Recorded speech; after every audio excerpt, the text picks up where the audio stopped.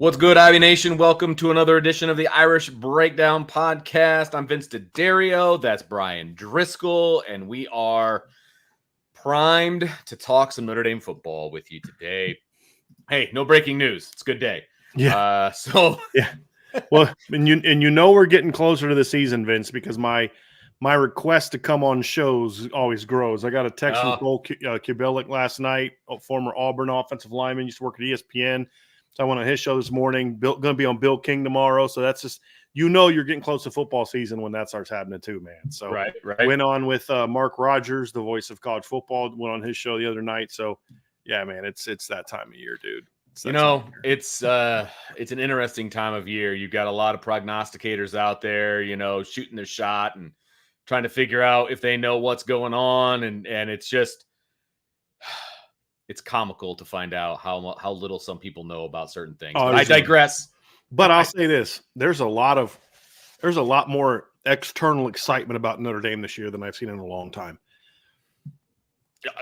As well, there should be. I think this team's going to be really good.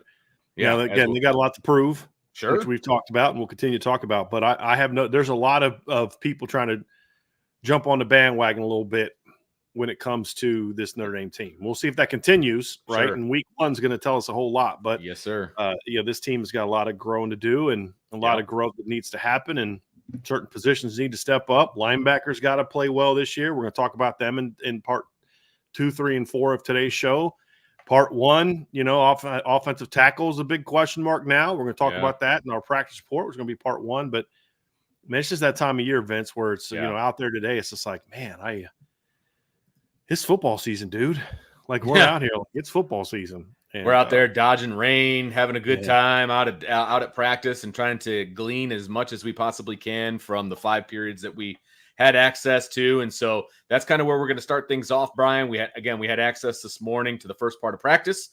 And of course, the majority of the eyes were on the offensive line and kind of what that looked like today. And this is probably day 2 of the post-injury to Charles Jagasaw. Day 3. Is it day 3? Okay. It's on Sundays. Okay. So day 3 is the third practice. And so we, got an idea of what they're attempting to do, at least off the bat. And so we want to talk about that. And then we've also got some observations from quarterback and some running back stuff. And I want to let's talk about the defense first, Brian. Let's kind of get that kind of not out of the way, but there wasn't a whole lot to see defensively today, Brian. They were doing a lot of recognition. I call it just play rec. But play recognition. So what that means is, it's funny. I looked over at one point and I saw Marcus Freeman with some of the specialists. I'm like, wow, what's he doing with the specialists? That's kind of cool. And then I realized they were just dummy O for the defense. And they were basically lining up in various formations and doing shifts and some motions and things like that. And the defense was just reacting to what they were seeing. So working on eye discipline, working on coming downhill if you're a safety, working on shifting over if they shift their formation, things like that. And it was at best at quarter speed. I mean, it was a mental 5 periods for the defense as we were there. I'm sure they ramped it up after we left, but while we were there, it was more of mental reps for the defense. They've done a lot of that the last 2 years under Al Golden. Yeah. They do a lot of let's talk through it, walk through it, show it. Mm-hmm. And then we'll speed it up when we get to 7-on-7 and team and things like that. So that's not my understanding is they just do that when we're there. Although Al Golden is one of those real paranoid coaches where he doesn't want to give you anything. Right. And I don't say that as an insult. I mean, I get it. Some coaches are that way. Yeah. He even said in the press conference the other day he was in, they asked him about something. He goes, I don't really want to give you guys a lot. I'm like, what do you think you could possibly give us that's going to make Texas A&M be like, now we know how to go at Notre Dame? Right. You really think anyone in this room is asking you that in-depth of a question that you can't, but that's just how coaches are, man. It's it's funny and it's not an insult. I actually do find it funny. It's just they're a very paranoid group of people. You and I know that. I was probably more paranoid when I was a coach than I am now. But, they've always done that when we're there, at least. And I don't think it's just when we're there. It's he wants, because it's one thing to do it on a board. It's another thing to get out there and see it. And he doesn't want their first time to to go through something to be a live rep. It's like, let's get that work in now. Let's get the technical work in now, and then you'll be ready for when you get the team. So, I actually have a really funny story that I want to tell about being paranoid as a coach. Okay.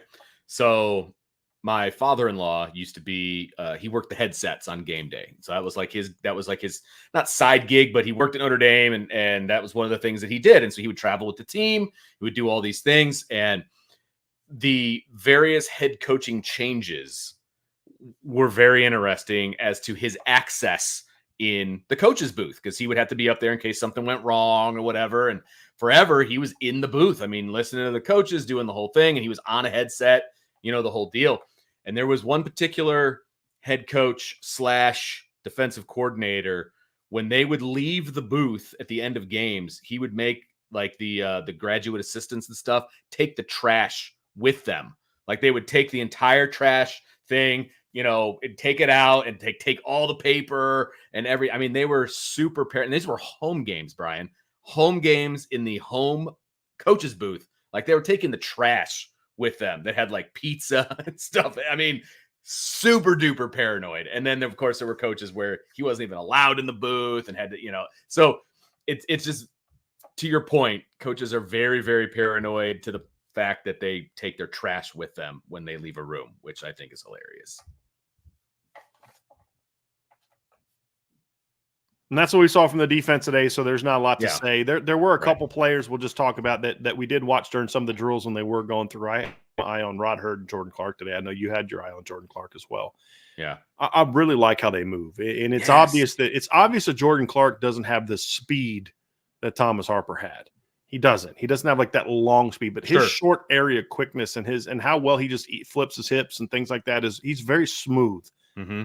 And when you combine that with how smart he is, it makes a lot of sense for him to be able to play the way he does, even though doesn't have great size and he's not an elite speed guy. I mean, not even close. He's above average long speed wise. But I love his foot quickness, and he's a very efficient mover. Like you notice that going through drills, Vince, like he does not waste motion at all. It's like if you need him to take 3 steps to get somewhere, he's taking 3 steps. If you need him to take 5 steps to get somewhere, he's taking 5 steps. Now you may say, well, that's not often true. There's a lot of false steps, a lot of extra move, false steps. Yeah, exactly. Right. And he's a very efficient mover, and you definitely like to hear that. So I was good to see him. And Rod Hurd really impressed me again today. This is the second time I've watched him. This is the most I've watched him today. Okay. And I really like how well he moves. He's not a very big guy. Like he's, built well, but he's smaller than both DJ Brown and RJ Henderson height-wise and length-wise. But man, he's a really easy mover. Like you can also tell, like 2 things you notice when you watch Rod Hurd compared to the safeties from last year. A, it's not nearly as long as the 2 guys they had last year. B, he's far more athletic than those guys are, at least from a smoothness standpoint. Yeah, he does not have the downhill speed that Ramon Henderson had, but Ramon never played that fast because he didn't know where he was going half the time. And DJ always knew where he was going. He just couldn't always get there the way he needed to, right? They were if you could have put Ramon Henderson and DJ Brown into like one player, that'd have been a heck of a player. Right.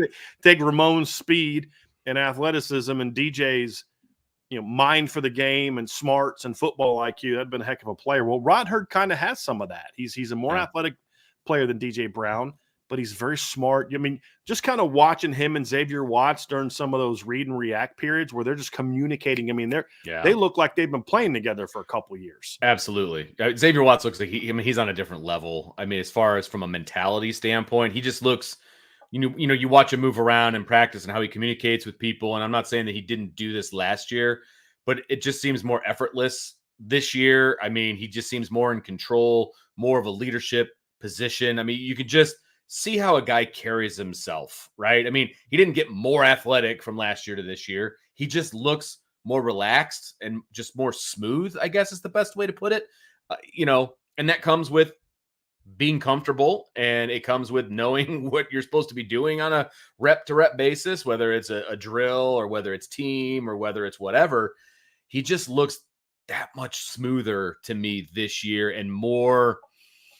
Nothing looks forced. How about that? Nothing looks forced this year with Xavier Watts. And again, he looked good last year. He had a great year, But this year, it just looks like, hey man, this is my team now. Like I'm in control. This is my side of the ball, and if you want to know what's going on, come to me. I got you. But he's just directing traffic, and he just looks smoother to me. So that's twice. That's the only takeaways that I really had from the defense today. Yeah. Other than just stuff we've already said. Hey, Bryce Young looks like $1 million and Josh Burnham looked great. I mean, stuff like that. There's nothing new there that we haven't already talked about. So when people say, why don't you talk more about the defense?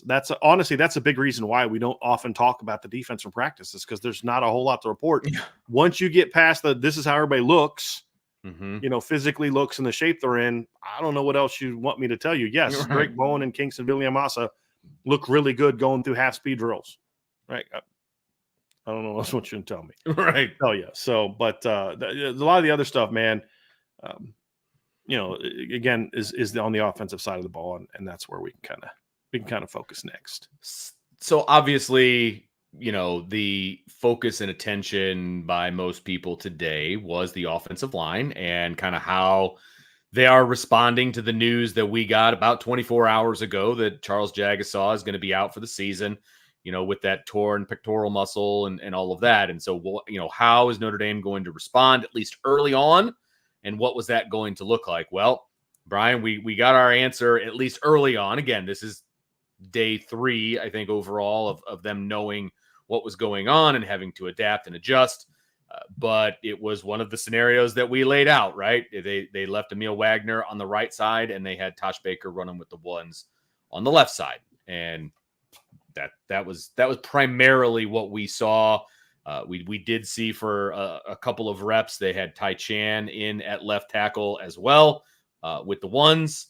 And then I believe I saw Anthony Knapp. He was running primarily with the 2s at left tackle. Yeah. So, and then for those that are curious, Gerby Lambert was running with the 3s at right tackle.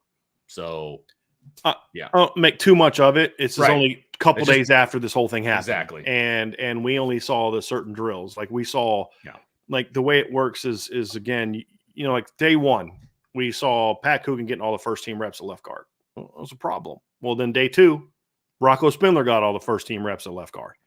So like people shouldn't overreact to what we're reporting, what we saw today, because we don't know what they did yesterday, and we don't know what they're going to do tomorrow, and we don't even know what they did in team. Right. For all we know, they may flip it, and they may say, "Hey, look, we don't want to show these people that Emil's going to be a left tackle." I mean, good point. We're trying to, we're just that's how. Again, we just got done talking about how coaches want to keep things close to the vest because they don't want to get out to their opponents. But from what I was told yesterday from a good source about this situation is they're going to be trying a lot of different things. Mm-hmm. You can't try them all in one day. Exactly. You go out in a practice, and today you're going to work Tosh and and Ty for a couple days, and then maybe later in the week Emil gets some opportunities. I don't know, but we mentioned this yesterday. There was an option that they could say, "Hey, look, we're only going to mess up one position and move Tosh over there." Now, can Tosh handle left tackle? Yeah. It's a legitimate question. If he can play that position and play it well enough for this offensive line to be good enough for this team to win a bunch of games this year, so. It's a question mark at this point in time, but I think that there's an overreaction to it in the chat and on the message boards. Oh, I'm sure they would be foolish not to at least see how Tosh does and see how Tai Chan does, because here's the deal. Again, the thought process behind giving this a shot first, and there's a reason that we mentioned it, is if we can maybe Tai Chan's a much more comfortable playing left-handed than he is right-handed, or maybe Tosh Baker's more comfortable playing left. No, I didn't mean to say Tai Chan. I meant to say Tosh Baker, because I've never seen anything from Tai Chan that makes me think he could be a guy for this position. That one I just didn't understand at all. Agreed. But with Tosh Baker, maybe he plays better left-handed. Maybe he's quicker out of a left-handed stance than he is a right-handed stance. I mean, there's a lot of things that you could talk about. Tosh Baker's also not as bad as some of the people in the chat make him out to be. We did see him play a game last year, and he played fine. So.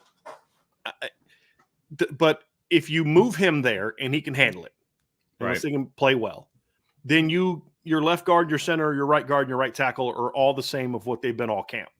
That's the reason you give that a shot. And I can understand them making that's the first shot that you take is that right there is let's see what Tosh can do over at left tackle.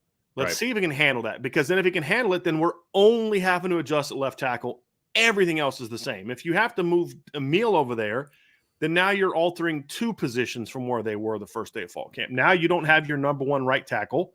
So clearly the guy you thought was better at right tackle is not there anymore. And so that position takes a step back. And you're also taking a step back at left tackle, because if they thought Emil Wagner was a better left tackle than Charles Jagasaw, they'd have put Emil Wagner at left tackle. Exactly. You know, and like if Notre Dame had, like, let's just say hypothetically that Joe Alt and Blake Fisher both came back, Charles Jagasaw would likely be playing left guard to battle with Pat Coogan and Rocco Spindler. Not because that he can't play left tackle.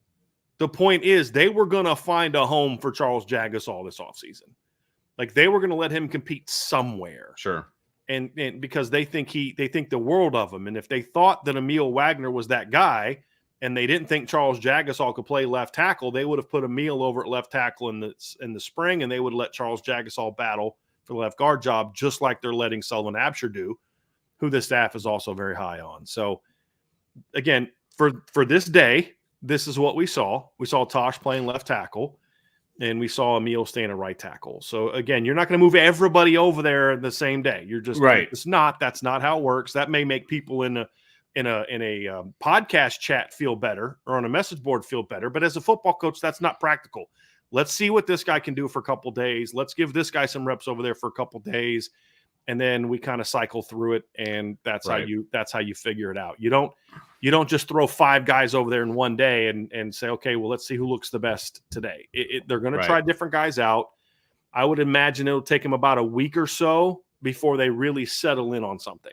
Right. And then hopefully try to get that going. So when's our next practice availability? It's Saturday, right? Saturday, yeah. And is that the last one? There's one more the next weekend, right? Or the next week? It's the next week. It's not on the weekend. I wish it was, because anyway, I'm not going to get into it. We'll see. We'll see kind of what it looks like then. But that's at least what we saw today. And, a lot goes into these decisions as far as who's going to end up winning the job too, right? It's not only who is the best person for the position, but, and that's the be all end all, right? But it's also who plays the best with whoever wins the left guard spot too. I mean, that's part of it. You want continuity between those 2 guys, right? And so I'm not saying if one guy wins the left guard spot, then this specific guy wins the left tackle spot, but it's just another thing to kind of check off as you're going through and trying to figure out who's going to win that job. And so, we don't know who has won the left guard job yet. We don't know the answer to that. And so that's a question mark that's in the air. And again, we're just reporting what we saw in the first 5 periods of practice. That's literally 25 minutes of practice. They didn't do anything against the defense. They didn't do any, straight up team stuff. And so who knows what changed when we walked out the door, or if anything changed, or what it's going to look like tomorrow, for example. And like you said, there's going to be another probably 3 or 4 practices between now and the next time that we get to see this team. And so, everybody needs to refrain from jumping off the ledge at this point.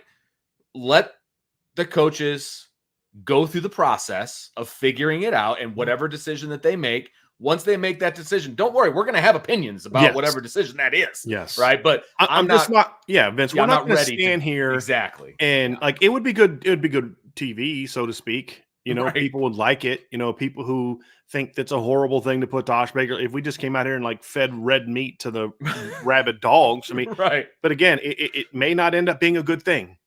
Right. I don't know the answer to that right now.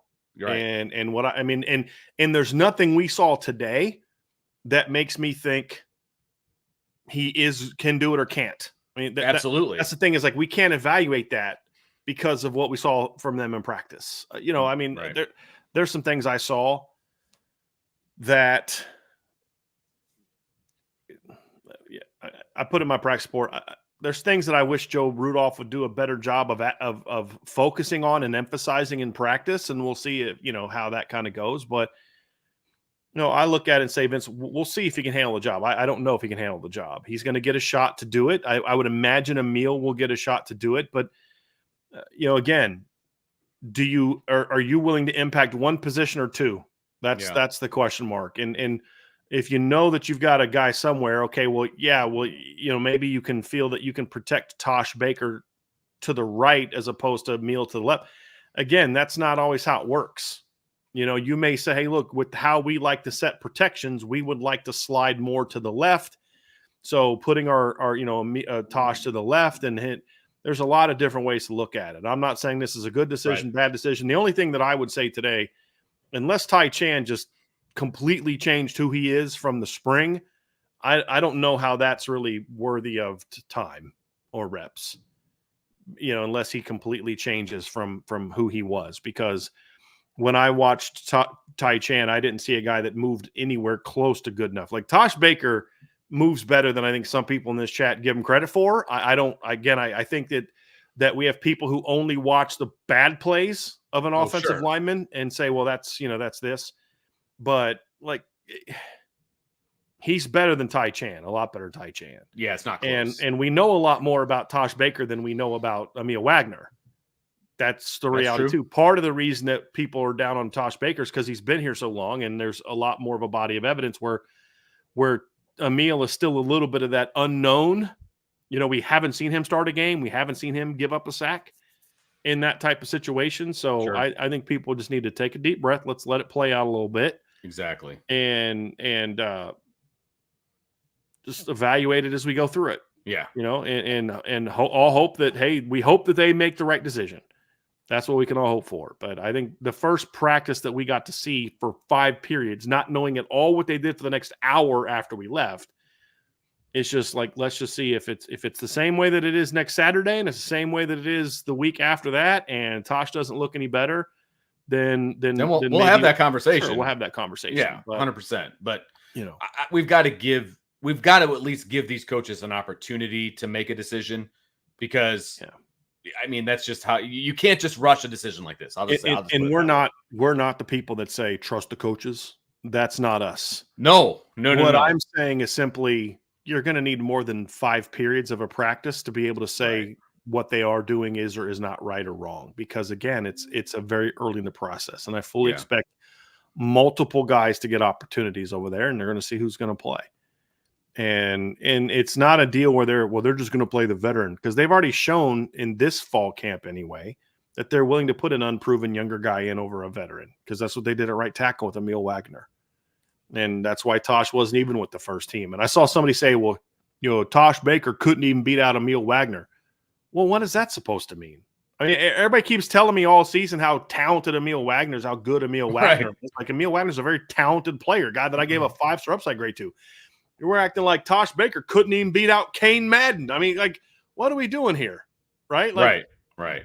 These are all talented players, and Emil is more talented than Tosh. I have some concerns about Tosh as a pass blocker. I've expressed them, but like, let's just pump the brakes a little bit on the woe is us, and this is what they're going to do. And go now, if they make a decision that we don't like and what we see is not good, we'll say it. I'm simply saying today is not the day to be panicking about that. Let's let the process play itself out. This isn't a thing where they were going to be like last year, you know, or I'd say maybe next year, if one of your starting tackles goes down, you're going to feel a little bit better about, I know what the next answer is, because Gerby's got a year under his belt and Sully's got, Anthony Knapp's got it, all those type of things. So, that's basically where we're at with that. Is just relax, let it play out. Right. Like somebody in the chat says, so no opinions unless you agree with them. I'm not telling you that there's no, I've given you no opinion to agree or disagree with. What I'm saying is, having an emotional breakdown after one practice is not the answer to this, right? I'm just saying, relax. Let's see how it plays out first. Then we can talk about the rightness or wrongness of the decision. That's all I'm saying, because there's people kind of losing it. And it's like, but you don't know what the decision is. Like, if you didn't think that Tosh Baker was going to at least get some practices at left tackle to see what he can do, you were mistaken. Right. There's going to be multiple guys that are going to get that job. Let's see who wins the job. Let's see if that's the case. Now, if we find out that they didn't actually try other people out, then we can have some opinions on that. And we will have some opinions on that. Because if they just kind of plug Tosh in there and don't do anything else, I'm going to have a problem with that. Me too. If you're just going to do that and then just leave Gerby over there as the number 3 right tackle and just leave Sully as the number 3 left guard, I'm going to have a problem with that. Yeah. But we don't know that they're doing that. That's all I'm saying. Just relax. Let's give it a week or so. Let's see what they kind of do in future practices, and then we can evaluate and give criticism or praise or whatever the case may be. And that's all I'm trying to say to you guys, is because nothing that anyone in the media saw today is going to give anyone confidence or a lack of confidence in what the offensive lineman can do, because there was nothing that they can evaluate. They literally just went through drills. And I'll say this, like, we got to see, as we were walking out, they were participating in a period that we're not allowed to report on. We only saw one play. That was a pretty good freaking play for the offense, and I'll just leave it at that, right? But that's one play. I mean, I could use that as like the one play, and they went for a long touchdown. Like, that would be like, dude, you're basing that off one play. How do you know that when you guys walked out, the next 3 plays they didn't give up tackle? Exactly. It's funny because I only saw one play of that period as I was walking out, and it was the exact opposite. It was a really good play for the defense.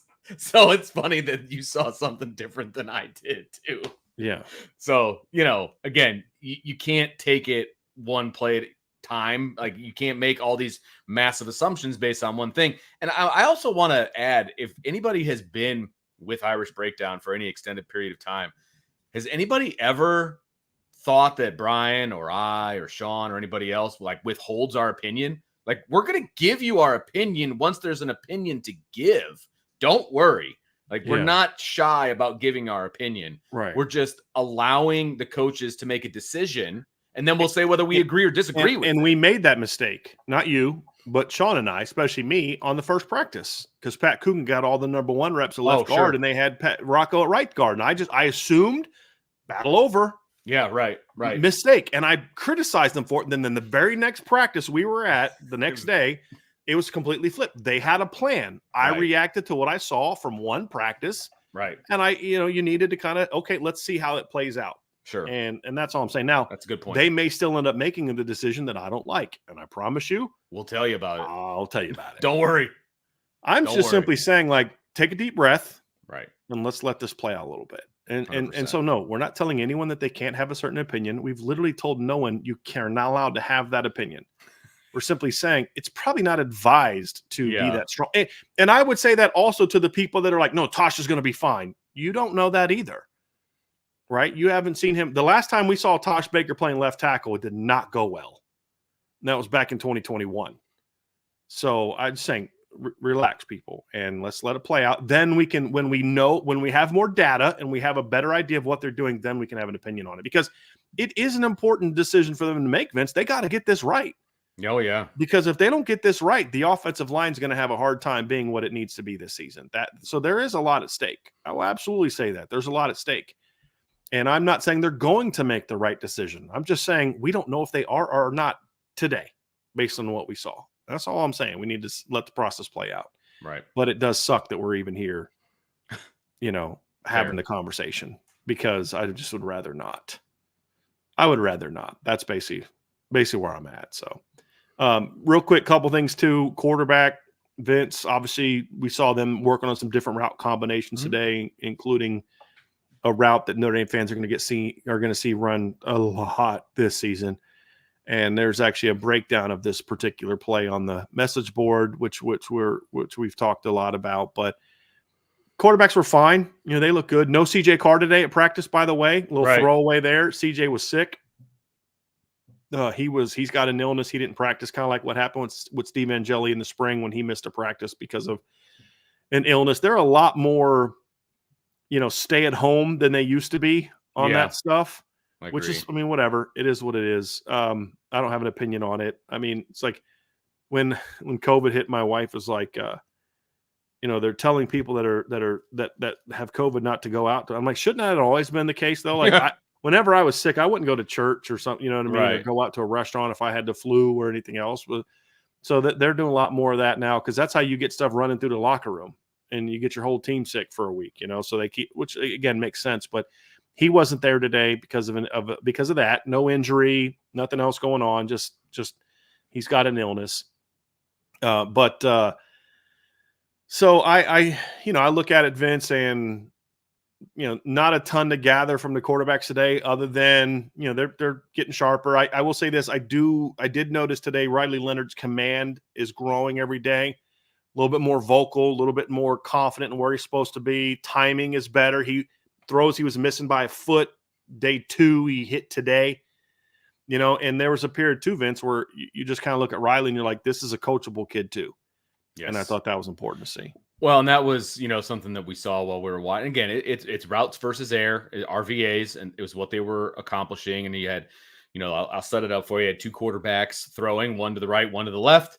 And, they were throwing various routes, and then they would rotate from one spot to the other and then out. And, sometimes they would redo the rep, right, if necessary. And there was one rep where Riley completed the pass. Again, no defense. He completed the pass. They were working on a certain kind of a pass. And Mike Denbrock was right in his ear. He's like, dude, you got to get that higher. Like that. You can't put it where you put it. You got to get it higher. Very next throw was spot on, perfect, exactly where Denbrock wanted him to put it. And so it's like, oh, okay. I mean, not that I didn't think Riley Leonard was coachable, but not only is he coachable from a mental standpoint, but he was coachable from a physical standpoint, completed the pass exactly where Denbrock wanted it, learning moment. Okay, got it, moving on. And then he gave way to another rep to somebody else. And so, again, little piece, but something that I noticed as we were watching the quarterbacks. And again, they didn't do any one-on-ones. They didn't do anything against the defense. It was just kind of drill work and repping out some certain things, but it was passes that they're going to use a lot. And so ball placement was extremely important. It was a compressed area of the field. It's an area where you need to put the ball in a certain spot. Timing is important too. It was a lot of red zone stuff today. Okay. It was all red zone throws. Specific I was allowed I'm okay saying that because we're not saying what they were throwing. That's why I didn't say the particular route. Right. Not that it matters. I mean, if you watch any Mike Denbrock's film, you know what he's going to do. It doesn't matter what we say. This is true. But it was like red zone stuff. And you'll have days where you're working on red zone run game, red zone pass 100%. game, things like that. Red zone then coming out. And so they were working on red zone throws. And red zone throws, even more so than field throws, need to be good timing. Because everything is so much more condensed. Defense doesn't have to cover as much. So they can kind of be on guys a little bit more, especially the safety level. So that's why timing and ball placement are super important in the red zone. Yes. And like there was a couple misses. Like Steve Angeli had 2 misses today. One fell incomplete. One, I think it was Eli Raritan, made like a crazy reaching one-handed grab. Right. But he missed long both times. Mm-hmm. Right. And if you're going to miss in the red zone, you want to miss long. The last thing you want to do is throw a red zone throw behind a guy, because that's how you get picked off. So again, even when you miss, you want to miss in a certain place. And we saw that today with Steve, and we saw that on one of Riley's misses as well. You don't want to miss short. You miss short, balls get picked off. And that's definitely not what you want to be. So I thought the quarterbacks were fine today. Receiver that I thought it really impressed me today, a guy that I think highly of based on what I've seen on film, but he's never really had that practice that really caught my eye. Although I'm talking about Chris Mitchell, there was the clip that Notre Dame put out a couple days ago where he torched Jaden Mickey for a long touchdown. I don't know if you saw that. It was just a tweet of that play. It was a great throw. Today was the most comfortable. Today was he was the most comfortable I've seen him in a practice. He was quick through routes. He was getting comfortable. They were doing a lot of routes where he had to run further, not just vertically, but across. And you saw him just really turn the speed up a little bit more today. He looked comfortable on his breaking points today, caught the ball really well today. So this is one of the better practices I've seen from Chris Mitchell in the short period of time we were there. They actually got a lot of route work done today in the time we were there. So that was actually good. We could see them run around. None of it was against the defense. Well, it was against other offensive players kind of standing around just as a standing defense. There. Yeah, exactly. It wasn't against an actual defense, but he was comfortable today. And this is the first time I've really seen Jaden Harrison get a lot of throws down the field. He catches the ball. He's really fast. I think he's kind of a sleeping giant for what this offense could be. We'll see. I just feel like he's going to make some plays that people are going to get very excited. He's got some juice. And you wonder, there's got to be something there, because he didn't. Why didn't they use him more at Marshall? Are they really that dumb? He was an All-American kick returner. But couldn't help you at all on his offense. Route running's not super, super sharp, but he's fast and he catches the ball well. This is the most we've seen him catch the ball was today. Jaden Greathouse still looks great. Jordan Faison looked really quick today. I mean, receivers look good. I spent a lot of time too looking at the running backs today, Vince. Okay. And just, again, I continue to be just blown away by how dynamic these guys are athletically. Jarian Price looks phenomenal. His foot quickness is exceptional. Just going through drills. He was actually the guy leading them through drills today. Was Jadarian today? Makes sense. Just crazy. He's the second oldest guy in the group, and the only guy older was playing safety in the spring, Devin Ford. Yeah, of the scholarship guys. But Jadarian looked great. Jeremiah in some of the run game stuff we saw. The big takeaway here. We've talked a ton about how athletic he is.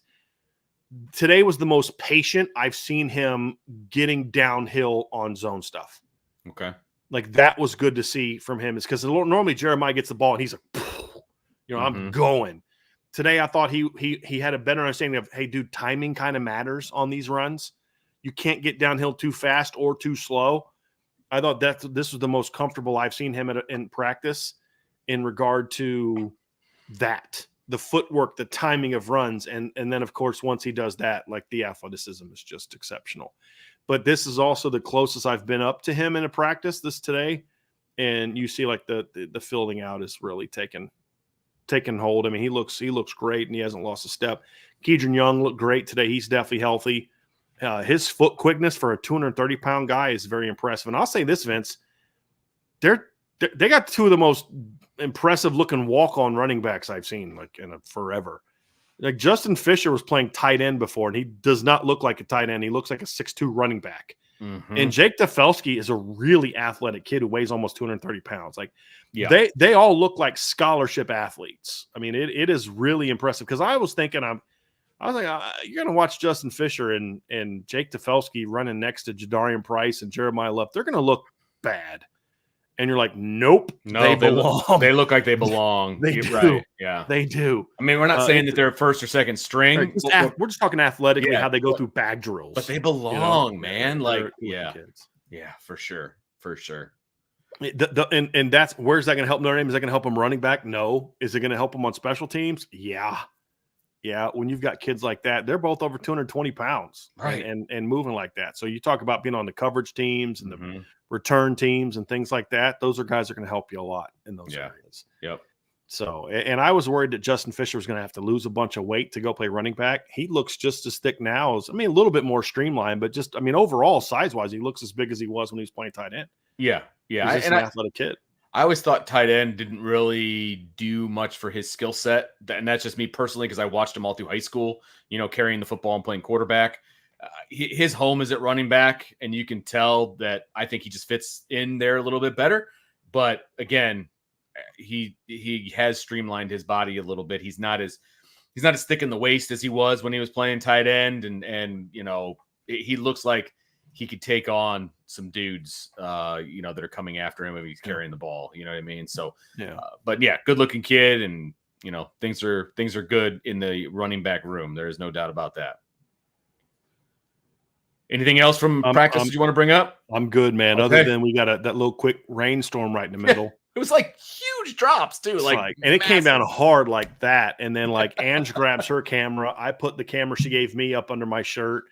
And then it was like that for 2 solid minutes, and then stopped, and it was went away, and it was sunny again. You're like, all right, I can live with this. It was weird, but very humid out there today when we were leaving too. So they're definitely going to be getting a lot of work and some heat out there today. But Vince, I'll just say this: walking up to the practice field today, we had to walk past the indoor facility to the back grass field. It is wild walking by there, and just everything is gone. Yeah. Like the tennis courts are gone. Like all that stuff is gone. It's just all flat, because they're getting ready to, they're starting the construction for the new facility. But man, that sucker's going to be massive. It's going to be so big. Yeah. It's going to be so big. They didn't end up knocking down, at least not yet, the indoor tennis facility, but it's basically from that. If anybody's been on campus, it's from that indoor facility all the way over to the Goog. And I don't know. Is it going to be connected to the Goog? Do you know? Or is it going to be a standalone? I don't believe so. Okay. I'm told that it's going to be a standalone building. Gotcha. But it's the only thing I've heard about it being connected is there potential for there be a walkway from that building to the indoor facility, but I don't think that's actually a thing. Gotcha. That's something that somebody told me once, but I don't think that's going to be a thing. Gotcha. Makes sense. All right. Well, that's going to do it for this portion of the podcast, our practice report. So make sure you stick around. We've got much more to come. But in the meantime, make sure you hit the like button, the subscribe button, the notification bell, share with your family and friends, and of course, get on the boards@irishbreakdown.com. If you're already a member, then you got the practice report probably a few hours ago, because that is when it was posted originally. And when you're on the board, you're in the know. And that's really all I have to say about that. So make sure you get on the boards.irishbreakdown.com.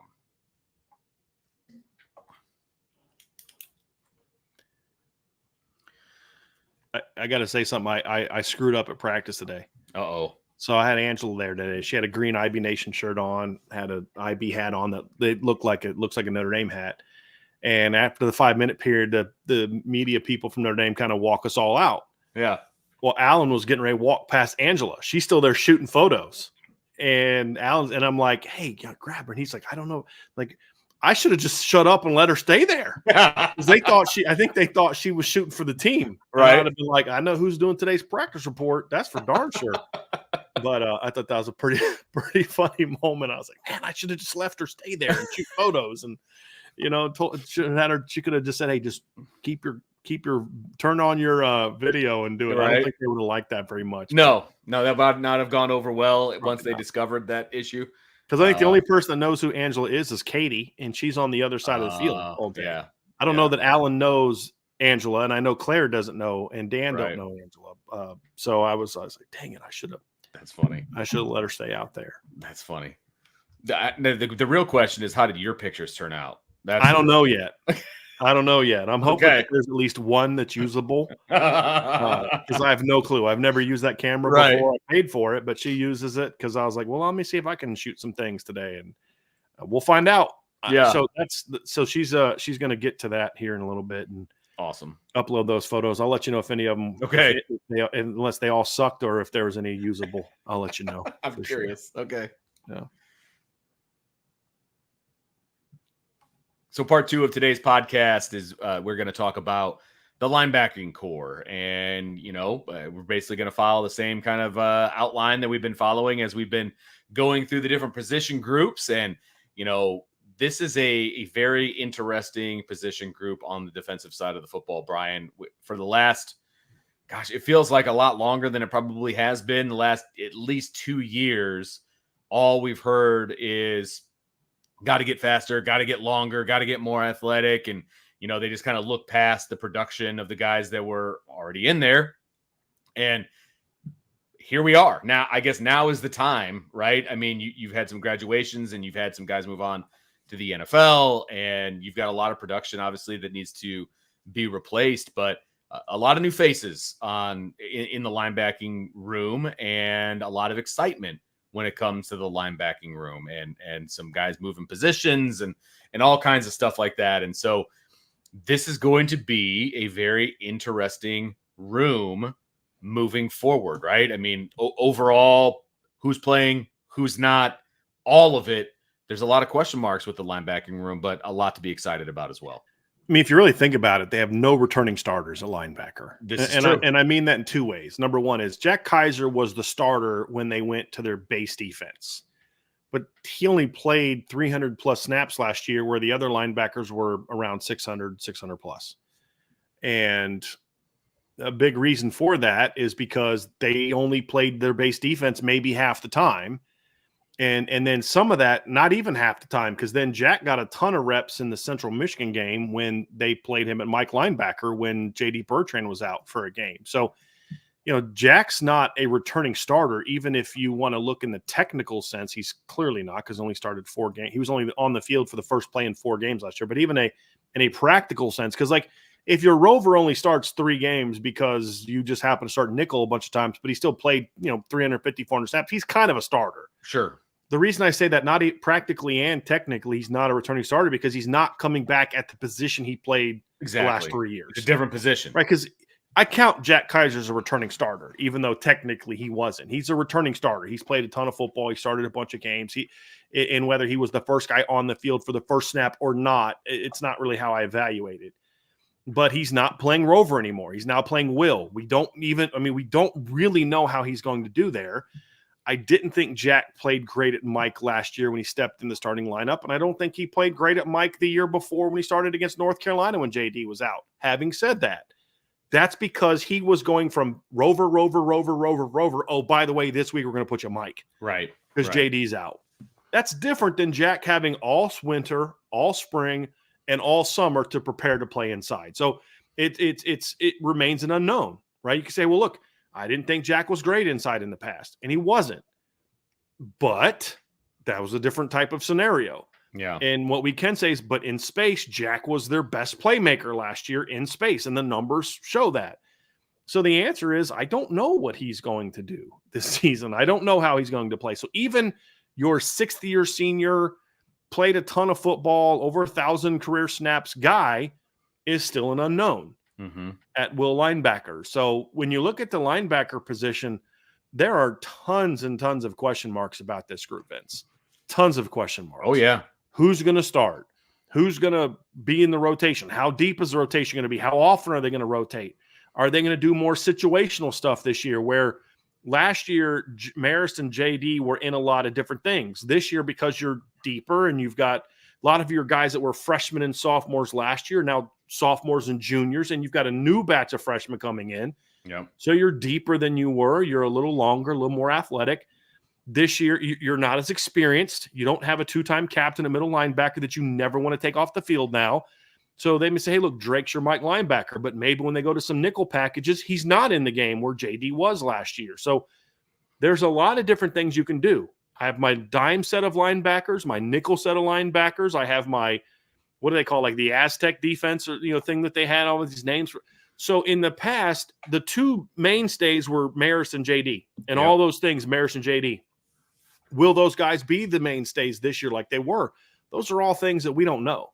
And it's kind of like receiver, Vince, where if they've got 4 or 5 linebackers that they think can play, these are ways to do that. Hey, we really like Jaden Alsbury. We like him inside and outside. So maybe in sort of your dime package, he goes inside because that's more of a run around. And there's a lot of different things they can do. And I think that's going to be a way that they can get those linebackers in the game beyond just, okay, it's series 3, put the 2 in. Those type of things. And those are options. I don't know what they're going to do. Right. Al Golden's definitely not going to show us that in practice. Not a chance. But I think that's what leads to some of the uncertainty about the linebacker position this year. The counter is it's also a very talented group, which we can kind of get into. So that's where I'm at with this group, Vince, there's so many question marks about it. And the reality is this defense needs the linebackers to play at a higher level. When you look at the defensive line and the secondaries, and yes, the last year's D-line was better. The year before's D-line wasn't as good. It wasn't terrible by any stretch. The secondary's been pretty good each of the last 2 years. The difference in play at linebacker from year 1 to year 2 was the biggest difference in this football team last year. Absolutely. Like that is the defensive football team. That was the area where you saw the biggest jump from year 1 to year 2, where I thought Marist and JD both struggled in 2022, especially Marist. I thought JD was better than a lot of fans gave him credit for. I think most people recognized it in 2023, and Marist got a lot better in 2023. Big jump as a group.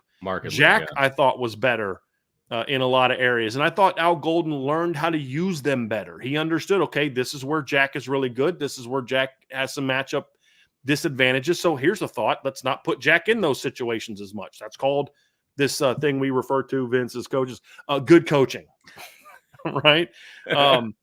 But does he know this group as well since they haven't played as much? Right. And those are all part of what makes this a question mark, Vince, because if they can't figure it out, that's going to hurt the defense. D-line can be great, but if the linebackers aren't fitting properly and wrapping up and making plays, timing blitz as well, guess what they're going to look like? The 2022 unit. Sure. And that's going to limit the defense. So we don't talk as much about this group as a question mark, understandably so, because it's super talented. Mm-hmm. But I do think there are some big question marks that are kind of like, well, we need to see how it's going to be this year because we don't know a lot about these guys and what they can do at Notre Dame. And that's kind of where the conversation begins, in my opinion, is that right there is, do we really know how good this linebacking core can be? Right. And the answer is no, we don't. But you then get excited when you start saying, well, I don't know what they're going to be. And then you start listing the names. And you see how some of these guys are performing in fall camp. And you start to say, okay, I don't know what it's going to look like, but I kind of feel like it's going to be good because there's a lot of really talented players here, really talented players in this football team. And that's the key. I mean, we don't know what the end product is going to be. We don't know what the rotation is going to be. We don't know, if they're going to be able to, fill the shoes of the two guys that have been playing a ton of football that aren't on the roster anymore, right? I mean, those are those are big time questions for this group. But there's a lot of fans out there. There's a lot of analysts out there that have had their eyes on the guys that are now going to get an opportunity, right? The Jalen Sneed and Drake Bowen and all of these guys that everybody's been clamoring for. And now you also throw in KVA and Jaden Osbury and all of these different guys. And it's like, okay, we think that they have a ton of potential. We think their ceilings are very, very high. What is that going to look like now that they're the guys, right? They're not just coming in for some spot work. They're coming in and they're going to be counted on, right? And it's not about, individual talent. Now they've got to fit into Al Golden's defense. And some of these guys have been only in Al Golden's defense for 3 years. Some of them been in there for 2 years. Those are some big question marks, right? And I think it is exciting. I am very, interested to see how it all shakes out. But at the same time, this is still the group on defense that I have the biggest question marks about, just because of all of the unknowns. And we're going to get into the knowns and unknowns in a second. But there are so many different aspects of this linebacking core that can be really, really good. Like I see how it could be really, really good. I can see it, but I need to actually see it. You know what I mean? Like we need to actually see those guys playing with the D line and playing amidst the back end and how all of that fits together and, all of these different things. And look, there's not many bigger fans of Jack Kiser than me. I love Jack Kiser. I think he's a playmaker. I think he's got a nose for the football, but we haven't seen him consistently on the inside, let alone at will, right? As a starter, we haven't seen it, And so just a lot of things to be looking out for and a lot of things that we're all going to be seeing for the first time when they strap it up down in Texas, and in College Station at night. So just a lot to be excited about. I'm excited about this group, Brian, because I think that the ceilings are very high for this group. Are some of these guys going to meet that ceiling in 2024, or is it going to be beyond that? Those are also questions that have yet to be answered. I would make this case, Vince. I think linebacker is arguably the biggest litmus test for Marcus Freeman and his coaching staff in regard to, are they as good at recruiting as we think they are?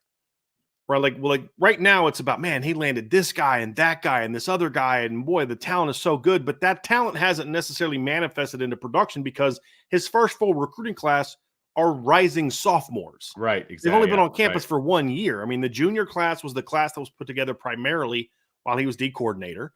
Sure. And the senior class, he wasn't even at Notre Dame when that class got put together.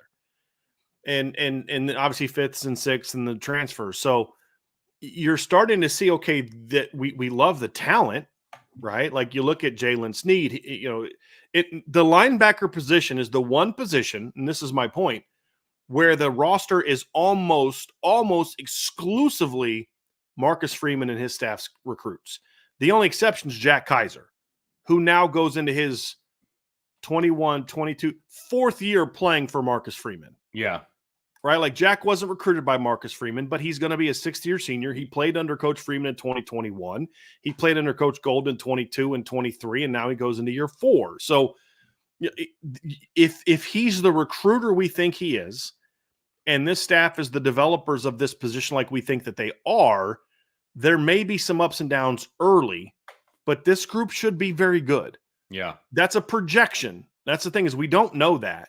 But if it's not good, then this is a position where we say, okay, well, we thought that Marcus Freeman was really good at evaluating linebackers, and turns out maybe he wasn't.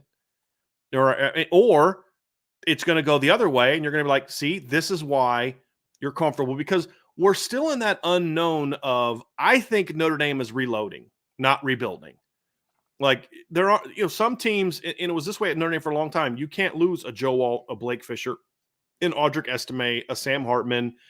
You have 4 receivers transfer out. Right. JD You lose, Bertrand. you Maris. lose Javonte Jean-Baptiste and Nana at one end position. You lose JD, who's a 2-time captain. You lose Maris, who's a multi-year starter. You lose Cam Hart, who's a 3-year starter and a captain and a stud.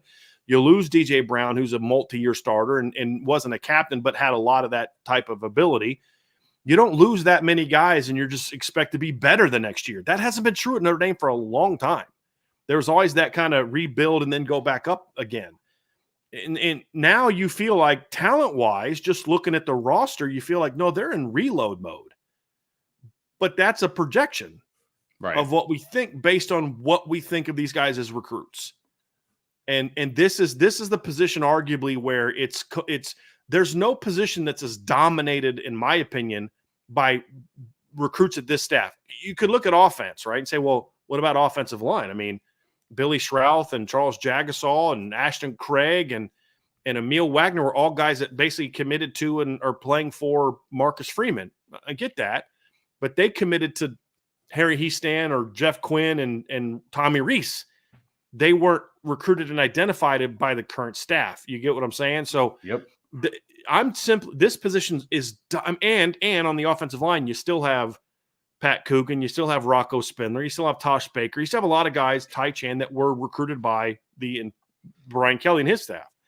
This position is everyone except for Jack Kiser was recruited by Marcus Freeman, either as D coordinator or head coach. And that's why I say this position more than any other could be the one that you look at and say, this is going to tell us how good they are at evaluating overall. I feel like we have that answer in the secondary, Mike Mickens, because his guys have kind of stepped up kind of early, and he's been here longer. But I think this is where, because you D-line, we're not going to find that out this year per se, because you've got Riley Mills and Howard Cross and guys from the RJ Oben, Jordan. Right, exactly. This position is almost exclusively outside of Jack Kiser, all about Marcus Freeman's recruits. That's true. And that's partly where my optimism comes from. But if we're also being objective, we have to be willing to say this is a big show me year for Marcus Freeman and his staff when it comes to recruiting. And can you be dominant when your recruits are now more of the primary aspects of your rotation and your starting lineup? And that's going to be true a lot, but nowhere more true than it is a linebacker. Well, and I think that if we're mentioning coaching, that we also have to mention Max Bulla, because he was a defensive not analyst, but he was a graduate coach last year in title. And exactly. I mean, he for all intents and purposes, he was the linebacker. He was the linebackers coach. Right. He just wasn't getting paid like it. Right. Fair enough. Let's be honest. That's the biggest difference between Absolutely. Max Bulla's job now and Max Bulla's job last year. Yeah. He's being paid better. Yes. A lot better. The point is, Al Golden early on was a lot more involved at linebacker. So was Marcus Freeman. But it was by the time we got to fall camp, Vince, you and I were at drills, it was pretty much Max Bulla over there with the linebackers. Absolutely. It's like, man, who's the guy that's like full of energy and piss and vinegar and all that? That was Max Bulla. He's like excited to be out there. So I think this is also going to just tell us a lot about Max Bulla. Look, we all like Max Bulla. We like what we see at practice. We like his enthusiasm and all of that. But there's a bunch of young guys that are going to get a bunch of playing time this year who have pretty much primarily been coached by Max Bulla. Yeah. And, we talk about Joe Rudolph and how his guys are now going to be taking center stage. You can say the same thing about Max Bulla, right? And so I think this is going to be a telling year for him, and throughout the year, not just at the beginning. You don't just analyze a coach based on how his guys do in game one, but as the season progresses, are those guys continuing to get better and continuing to get coached, right? I mean, it's a huge year for him. The thing about this group is too, Vince, is it's a younger group overall. Right. Absolutely. I mean, you're going to have Jack Kiser is a 6-year senior, Jalen Sneed's a junior, and then the rest of the lineup is freshmen and sophomores. Right. I mean, it's a young group. Yes. What does that mean? Is that an excuse? It's not an excuse. It's simply saying there's going to be some ups and downs early. It's just the nature of being young. Sure. And when you consider your 6th-year guy is playing a position he's never played full-time before. He's like a young guy. There's going to be a need to be a level of patience with the linebackers this season. And I think you nailed it. It's how quickly can he get them up to speed? Right. Like there's going to be some run fit mistakes early in the season. You just hope they're not against A&M, right? Or you hope that in critical times, the opponent doesn't take advantage of it, right? Because Exactly. sometimes you have a bad run fit and and it doesn't hurt you because the running back made a bad read. You know what I mean? And those are those, man, I'm so glad that running back has no vision, because otherwise we'd have been screwed. But then also the way that Al Gold runs his defense, he does then ask the safeties to make the linebackers right with how they kind of run fit, which is essentially your job is ideally to do this, but really your primary responsibility is to fit off of what the linebacker does. Yeah. And if he does this, you've got to do this. You've got to make him right. And that helps a little bit.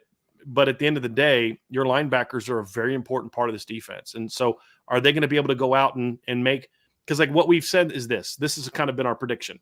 There's going to be more mistakes by this group, but there's going to be more plays by this group. Right. Is that actually how it's going to play out? Are we actually going to see this group, make more plays? Because I'm pretty confident in the part that there's going to be more mistakes, because you've got such young players at the position by and large. Although you could argue that, well, you had a fifth-year senior last year that made his fair share. I mean, as good as Maris was in playmaking, Maris still made plenty of mistakes last season. That's just kind of who he was. He played with a little bit of recklessness as a linebacker, and that's kind of what happened. So you say, well, I think Jack Kiser is probably going to be a little bit more disciplined than Marist was as a player. So now we're talking about the position now, Mike. But because Jack moved into Will, you now have a new spot at Rover. So those are going to be questions. But how quickly can they get up to speed? Right. How quickly can they, say, hey, we're going to go out there and we're going to make these mistakes, but they're going to be limited, but the production's going to be worth it. That's the thing. Because if you look at the starting linebackers last year, they combined for 14.5 tackles for loss last season, right? 7 from JD, 6 from Maris. That's 13.5. And then Jack Kiser had, so actually it'd be JD had 7.5. Maris had 6. So that's 13.5. So actually 15 tackles for loss last year, because then Jack had 1.5 tackles for loss. And then you look at the sack numbers. Marist had 3, JD had 2.5, so that's 5.5. Jack had 1.5, so that's 7, right? So 15 tackles for loss, 7 sacks. And then you look at the pressure numbers, and you see what their pressure numbers were. JD had 32 pressures last year. Marist had 25 pressures last year. Huge jumps from the year before. Jack had 12 pressures last year. So you start counting those up. Those are 42. That'd be 67 pressures last year, right? So then you look and say, okay, at the end of the year, are those numbers going to be better? Now you're going to have to look at it from more than 3 guys, right? So you're going to be counting more than 3 guys. I just counted the 3 starters because they were the ones that predominantly played. Jaden Seed very rarely played at linebacker. He played a lot of third down stuff, a lot of nickel stuff, but that's going to be the question is, does that jump, is it enough to negate some of the mistakes you may see because of their youth? That's going to be the question, right? Because and that's part of, look, Jeremiah Owusu-Koramoah had more bad fits and more bad angles of the ball in 2020 than any other linebacker on the roster. It just didn't matter because you couldn't block him. Right. You know what I mean? Like, how many times do we see him go underneath a perimeter screen and go blow it up? You're like, dude, that is the one thing you can't do, is go under. But it didn't matter because he was so dynamic and so smart. Not smart, but so like reactively quick. And not that he's not smart, but that wasn't the word I was looking for in that particular instance, that he could still go make the play. Well, I don't know that the guys this year, are they that good where they can make those kind of mistakes and it still result in a big play? That's what you think you're getting with Drake Bowen and King Civilian Maasa and Jalen Seed and Jaden Alsbury, is they may make mistakes and still have a tackle for loss. If you graded Jeremiah Owusu-Koramoah in 2020, this was a fascinating thing to do, Vince, every week, is to watch his film, because you'd be like, assignment minus, assignment minus, assignment minus, and oh, by the way, had tackles for loss on 2 of those 3 plays. You know what I mean? Like, he was so good where he could do the quote unquote wrong thing and still blow it up. Because you lived with it, because you're just like, dude, he's just a football player. Like, I got to let him be him. And him is like, he thinks he has a read on something and he's going to go to it and blow it up, even though that's technically what he was. He wasn't supposed to do that or play that angle. But that's how good he was. Can this group provide some of that? Not to the degree that he did, because he was a freak. Can they provide some of that? That's going to be the question. That's what we got to find out.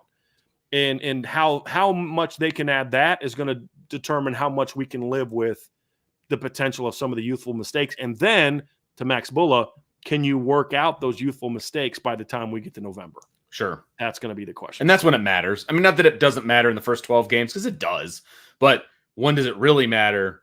When the rubber meets the road in the playoff, right? When it's win or go home and all of that stuff. And that's what you need to see. And that was my absolute point when I was talking about Max Bull, and we're going to learn a lot about him, is like, if the linebackers are at the same place in game 1 that they are in game 12, then you're scratching your head and you're like, is what we want to see actually, is what we want to see from the linebacker room actually occurring, because there's a lot of talent there, but they're not getting any better, right? And they're not really reaching their ceiling, and they're not doing this and they're not doing that. And I don't think that's going to be the case, but that is still something that we need to see throughout the season. Need to see that maturity level going up. You need to see that assignment correctness going up. You need to see just general improvement from the entire room, so that when it does come to playoff time, when it does come to postseason time, these guys are ready to play at a high level. I mean, that's absolutely what it comes down to. No, it's better why I mute myself, because I almost interrupted you 3 times. That's not partly why I mute myself. I know it is. Because I just want to talk, you know what I mean? And it's just like, it is. No, let him keep going. Let him keep going. It's all good. That's the thing, though. But the playmaking has to be there from the beginning. 100%. That's the thing. 100%. The highs still has to be those highs, right? There can be lows, but there still has to be those highs. That's what we need to see for sure.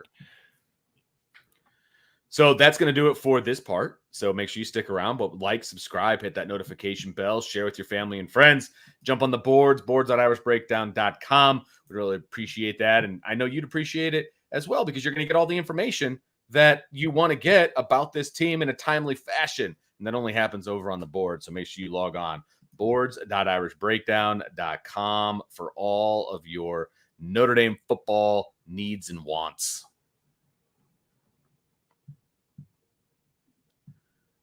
Part 3, Brian, of our linebacker discussion. We are going to talk about kind of the knowns, the strengths, and then the unknowns or the question marks about this group, right? And so with so many new faces, and we kind of talked about that in the last part, but there's a lot of unknowns. There's no doubt with all these new faces and guys playing in different positions, and with the guys leaving to go to the NFL. There's a lot of unknowns, but with that said, there's also a decent amount of knowns as well. And one of those major knowns, and we talk about it a bunch, is it's funny because you kind of got this group of guys who are freshmen, sophomores, you got a junior, and then you got Jack Kiser, Uncle Jack. Yeah, you got Grandpa Jack or Uncle Jack. Uncle Jack. He ain't that old, man. All right, fair enough. So you got Uncle Jack over here, who's a 6th-year senior who comes back, and honestly, what a huge coup for Notre Dame to get him to come back, because he could have gone off and done whatever and been super successful in whatever he was trying to do. But to bring him back in the NFL draft, I think he'll be drafted. Yeah, I do. They might have had 3 starting linebackers drafted last year. Exactly, but Jack would have gone, because Jack's going to test really well. Yes, because he's super athletic. There's no doubt about it. But to get him to come back and bring his leadership back and his knowledge of the defense and his just knowledge of life in general, having him in that room is going to make a huge difference to this team and to this room specifically. Like, he's kind of a question mark as far as how he's going to go to Will, but there's 2 things we know about Jack Kiser. Number one is he's going to be a leader of the defense. He gives that linebacker room a presence. He knows he's made the mistakes. He's also had the successes. He kind of knows this is how you prepare for like a professional, right? This is how you go about your business. Not only has he done it, but he also was teammates with JD Bertrand last year, Drew White. Yeah. Before that, right? Who was also a very smart, heady, prepare the right way. You don't have the success that Drew White has if you don't know how to prepare, because he was a much smaller guy. Now, Drew was a solid athlete as well, not as athletic as JD and Jack, but he ran a 4.6 something at his pro day. He just was 6 foot 225. I mean, but he knew how to prepare. He knew how to go through film. He knew how to get his teammates lined up. So Jack's had some good mentors. And then, of course, he was on the team for 2 seasons with Jeremiah Usu-Koramoah, right? Because Jack, I believe, was a 2019 signee with Notre Dame, correct? Mm-hmm. So 19, 20, 21, 22, 23, 24. Yeah. So, I mean, he's seen some things in his time at Notre Dame. You know what I mean? That's one way to put it. And, yeah. He's one of the few guys on the defense that was played in the college football playoff game. There aren't a lot of those guys left from that team anymore either. And so he's going to bring you a lot of experience, a lot of leadership, which is very, very important. And he's also going to bring you a lot of versatility. And here's what I mean by that. A lot of people talking about, they need to get Drake and Kingston on the field together and Jalen Seed. Okay, that's fine. But let's say you get to a point in time where you're like, look, Drake and Kingston are two of our best linebackers. We have to play them. So what do you do with Jack Kiser? Well, you're not going to put him on this bench? No, you're not. You're going to move him back out to Rover. Yeah. At times you could do that. And so the fact that he can play, Jack Kiser in his career has started games at Mike and Rover. And this year he will start games at Will. So by the time we get to the Texas A&M game, that will be the third position that Jack Kiser started a game at in his Notre Dame career. So you can do a lot of things with him, which allows you to say, hey, if there are some looks where we think we need these two guys in the field in our base defense against this particular team, doesn't mean we got to take Jack off the field, because you can do a lot of different things with Jack. And so having that type of versatility and leadership in your room is important, because if Jack leaves, think about this.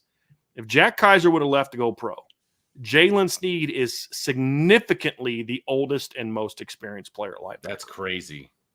And that's not a knock on Jalen. He just hasn't played a ton of linebacker, but he's played 100%. Way more than everybody else. 100%. So that's kind of what I'm referring to. There's a huge lack of experience behind Jack Kiser. So having that presence is important. Having that someone who, when Drake Bowen is going to make mistakes. Kingston is going to make mistakes. And if you know those two guys at all, especially Drake, he may be prone to get down on himself a little bit for that minute. And Jackson be right there to be like, you know what, dude, move on. Let's do it. The freshmen are going to make mistakes. Jalen Sneed's going to make a mistake. And their reaction to it is going to be important, but you've got a guy there now that's going to make sure that room is responding the right way to things. There's just all types of reasons why it's important to have a guy that is as experienced and versatile as Jack Kiser at the position. Yeah, it's very important. On and off the field. I mean, he brings so much to this room on and off the field, and you're going to see it. I mean, if you are going to compliment, any of the young guys for their, maybe maturity beyond their years or, anything like that, some of that has to go to Jack Kiser. I mean, in my opinion, because he is that leader. He's the guy that they're all looking up to. And yeah, I mean, a lot of the group success, I think, you throw that a little bit his way. You throw a little bit to obviously the coaching staff, and obviously you throw a little bit to the actual players themselves and talking. Go ahead. No, go ahead. I was going to transition to our next point. Well, now let me finish up. Yeah. The other part too is when you have a guy like Jack Kiser, there comes a point in time where you just don't have to coach him as much. That's a good point. And you don't have to coach him as much, especially on the field, right? You're still coaching him up in the film room and preparation. But I mean, just like, you don't have to get on him about how to go through a drill and technique and things like that as much. That means you can spend more time with the other guys. There's less to worry about. Yeah. You can coach Jack up off film a little bit more than you need to, like, on the field. Right. Especially, I mean, spring was a little different because he is making that transition to more of a full-time inside guy. But that also means, Max Bullard doesn't have to use it. And he's a great example because he's always the first guy going through drills. You know what a drill is going to look like. Well, Coach, what do you want me to do here? Watch Jack. Yeah. That right there. That's what I want. You know what I mean? And that's something that's been helpful too. And you can see it too. Like, he'll go through a drill and you can see Drake and Kingston and Jalen are all just right there locked in on Jack. And then boom, they jump in and get over to it as well. So, those are aspects of it that you look at and say, it's good to have a guy there that can handle that, because it allows you to focus on other things. Right. It's huge. Having those veterans are absolutely, I mean, as a coach, having veterans on the team that know what you expect, know how to get drills done, know, again, what to expect from a practice day, from start to finish, and all of that stuff. Having a veteran being able to be there takes so much pressure off of a position coach or a head coach or what have you. It's massive. And he is the epitome of what a veteran is, right? And he's a guy that you have no problem having other guys follow. Now, there's plenty of other guys that could, and I'm not saying on Notre Dame specifically, I'm saying in general, there's plenty of other veterans out there that you're like, I don't know if I want my young guys, following his what he does on and off the field. But Jack is not that guy. So you can kind of rest assured and rest easy that that's the case. And the guys that he's leading, by the way, Brian, and himself included, are, moving along with the knowns and what we know about this group is they are incredibly athletic, and this group as a whole is deeper than I remember having in the past, not necessarily from a number standpoint, but from a number standpoint in that a lot of these guys could contribute if they had to, or if they wanted to, I think is the better way to put it.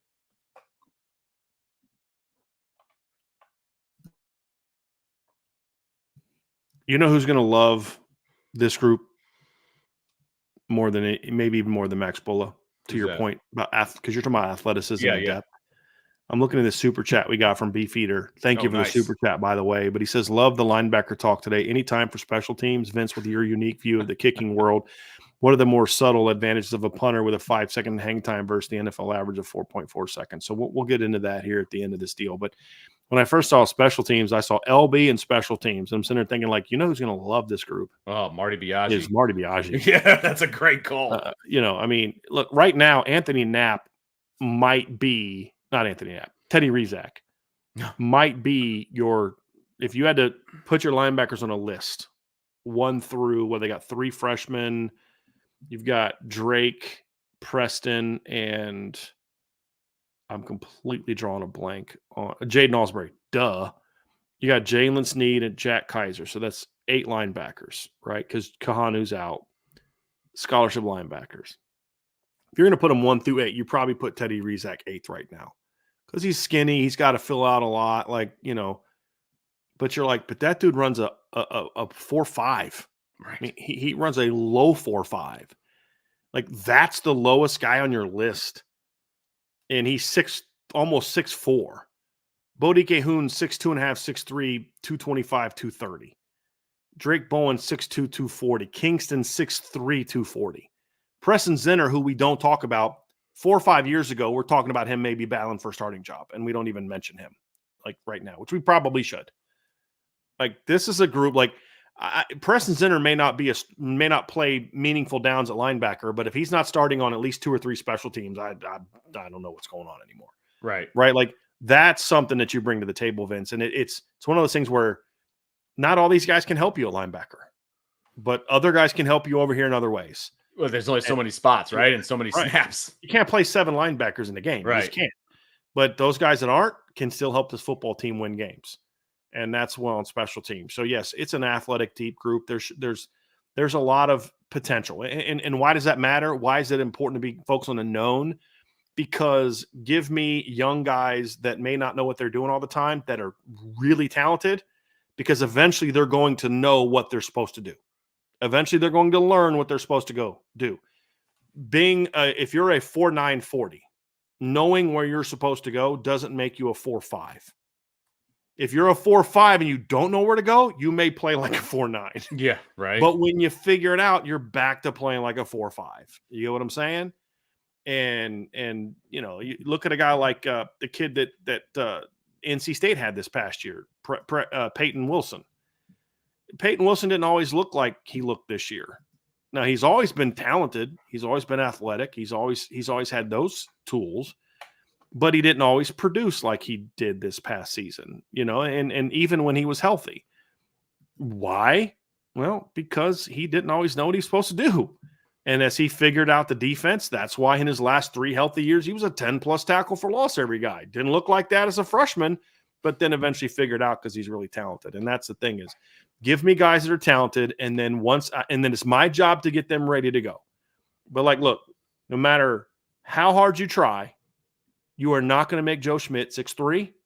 You're not going to make Joe Schmidt 240, and you're not going to have Joe Schmidt run a 4.5 or a 4.6. Wish you could have. Wish you could have. Love that kid. Loved it. Yeah. But Drake Bowen can learn the defense. Right. The way that Joe Schmidt did, right? Like, that's the difference. And then be 6'2", 6'2.5", 240, and be able to run. Kingston is already 6'3" and 240 and can run. Now he's just got to learn the defense. Jalen Sneed is 6'2", 225, and can fly and is explosive. Jaden Alsbury, same thing, 6'2", 215, 220, athletic. Bodie Cahoon, 6'3". You see what I'm saying, Vince? Like, give me those long athletic guys that are talented, and then they can learn the defense. Right. So having that foundation is very important. There's no doubt about it. And then that leads into the third part. These two things kind of tie together. Right. And that third part is the playmaking potential of this group and what they're going to be able to do. And we talk about the highs and the lows and all of that. And of course the highs being, TFLs and sacks and, just stuffs, right? I mean, stuffing your gap, whatever you're responsible for, flying to the football, all of those things, those playmaking things that we have talked about ad nauseum about, they haven't made those plays enough in the past. They've made some and they've been in position to make others, but they haven't consistently made those plays. So those are the ups. And then you've got the downs of maybe, making a wrong read and things of that nature. The goal here, Brian, and tell me if I'm wrong here, but the goal here is that the ups are far outnumber the downs. I mean, there's going to be downs. Like, we need to prepare people for that. There's going to be downs. I mean, it is a young group. Don't like it, but it's just a reality. It's just reality, exactly. But you want those ups to far outshadow and outweigh the downs, right? And like you said earlier, which I think is fantastic, is like you hope that the running back that has bad vision when you make it down, that's the every coach's dream when that happens as a defensive coach, right? The quarterback pulls and throws the RPO into coverage. You're like, oh, thank God. Yeah. Thank God that guy's an idiot because we'd have been so screwed. Yeah. Given because it was wide open. Yeah. Yeah, exactly. So we know that this group can make plays. We've seen them make plays. Can they do it on a consistent basis? Can those plays far outnumber the other plays? Yeah. And that's, again, I'm gonna talk about this. That's not just true on offense. I mean, on defense, right? This is also true on special teams, and that's kind of what we're getting at. It's also true on special teams because you go look at, Drake Bowen really only played one game of meaningful snaps last year, but what did he do in that game? He had a safety. Go back and watch that play. He didn't get credit for it, I don't believe, but Drake Bowen's the guy that stoned that play and resulted in the safety off the bench. You talk about Prince Colley never panned out at Notre Dame as a linebacker. Right. But he's a heck of a special teams player. He in 2022, for example, he blocked the punt. Yeah. But he also scooped and scored a punt against Clemson and what really broke that game open and was a very good coverage player and all the type of things. So yeah, he never panned out as a linebacker, but the guy was a pretty darn good special teams player for Notre Dame last season. And so you need those kind of guys, Vince. I mean, that's the reality is playmaking. If you've got that level of athleticism and talent that can result in playmaking ability, it doesn't just impact you on defense. Right. Absolutely. There's a reason that special teams are usually filled with linebackers and safeties and corners. It's because those are the guys that are the most athletic, run down the field, hit and tackle people. Now, sometimes you'll have a running back or receiver that does that because they can run downfield, hit and tackle. By and large, though, it's defensive players. Sure. And as I've shared the story before, I have a buddy who's a special teams coordinator at the Power 5 level, and he coached against Notre Dame a few years ago. And he's like, dude, it was hell defending Notre Dame. He actually went against them, I think, twice at two different schools. But he was like, it was hell going against Notre Dame because they got a bunch of 230-pound linebackers that run 4.5s. I mean, how do you, when you're at my school, how do you defend that? Right, exactly. You just cross your fingers and hope. And, he schemed them up and stuff like that and made sure that they didn't take the game over as best he could. But, it's just one of those things where you look at it and say, man, this group's going to make a lot of plays this year. Jalen Sneed's going to make plays on defense. How many? We'll see, but he's going to make plays. But I won't be shocked if he makes plays on special teams as well. Same with Kingston. I mean, would it shock me if I told you at the end of the year the two biggest plays Kingston's going to make all year are going to be on special teams? Would that shock you? Be like a blocked punt or a blocked field goal or a scoop and score or something like that. Honestly, it would make perfect sense to me because that's exactly the role that I think he's going to be. Now, he's going to play defense. Exactly. Don't get me wrong. He's going to play defense. The game-changing play, the recovering a fumble for a touchdown. That's, it's maybe on special teams instead of on defense. He's going to do his job and have 5 tackles for loss or whatever on defense. But it's more about like that game-changing. He's going to make more game-changing potential to make more game-changing plays on special teams this year than he would on defense, I would imagine. Yes, completely agree. And with that's that. why that's an important thing to talk about when you're talking about this group. Yes, no question. They're going to be huge on special teams, and it's so incredibly important. So important to the success of this team. So I'm very excited about that part. Let's transition to kind of the concerns or questions or unknowns, however you want to phrase it. But we kind of touched on it when we were talking about the knowns and the strengths, right? And it's assignment correctness. And, I mentioned you want the playmaking potential to outweigh the assignment correctness, but with so many new faces and so much, let's be honest, outside of Jack Kiser, it's a youth movement. At linebacker, it's a youth movement. So, you have to anticipate that there are going to be mistakes, but you want to have those mistakes as limited as you possibly can. And so how limited can you make those assignment mistakes early and then decrease them as the year goes on? That's a question. We don't know where that line is in game 1 and where it's going to end up being in game 12. If you tell me, hey, they're going to be good against A&M, but the next 3 games are going to struggle, I'll take that. 100%. You just hope that it doesn't happen in the opener, right? Like, that's the thing. You just don't want to give up that one bad backside zone run fit where you over pursue because you want to make a play and you don't respect the backside B gap or the backside A gap. You give up like a 60-yard run for a touchdown. Yes, Ruben Owens cuts it back and rips it for a 50-yard touchdown. Like, those are the things you have to avoid. You lose contain on the backside. Sure. Connor Wegman keeps it, runs it for 30 yards. You just can't have those mistakes. You can't give up the cheap yards.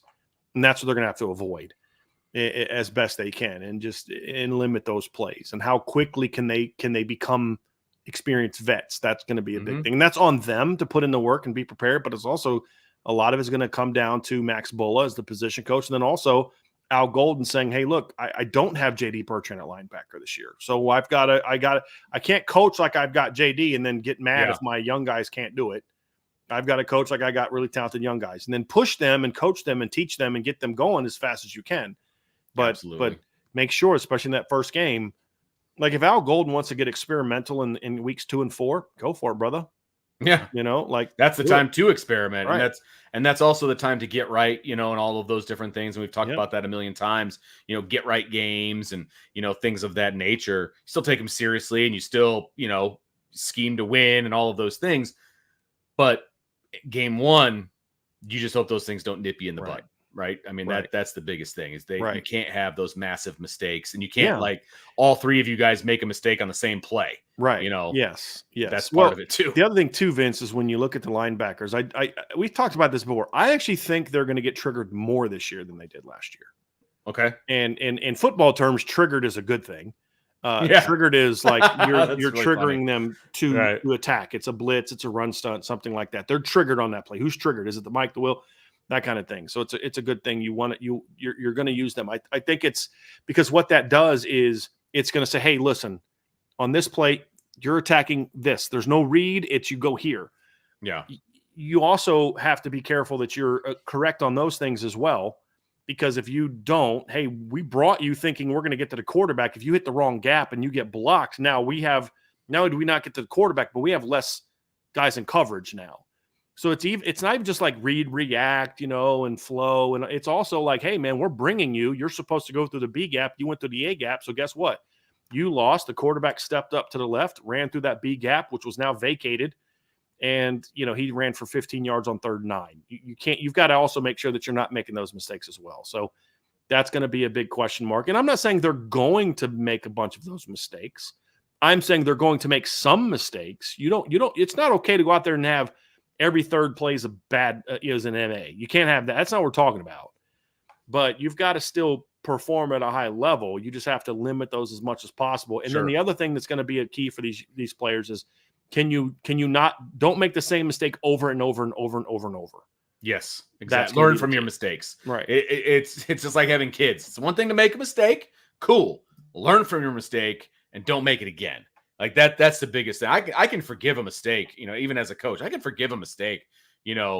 It's if you are continuously making that mistake in practice and we coach it up and we coach it up and we coach it up, and then you do the same thing in the game, and you do it again in the game, like that's where we start having a different kind of a conversation, right? You can't continuously make that conversation is going to be, you're going to have a great view of the game this weekend. Yes. Right beside me. As Bobby and I would say, splinters are the best coach sometimes. And I'm sure I butchered that quote, but you get the idea, you get the picture. And so, absolutely. It's learning from those mistakes. Because look, mistakes are going to happen. I can't stress that enough. Mistakes are going to happen, but you have to learn from your mistakes and not make those same ones over and over again. Right.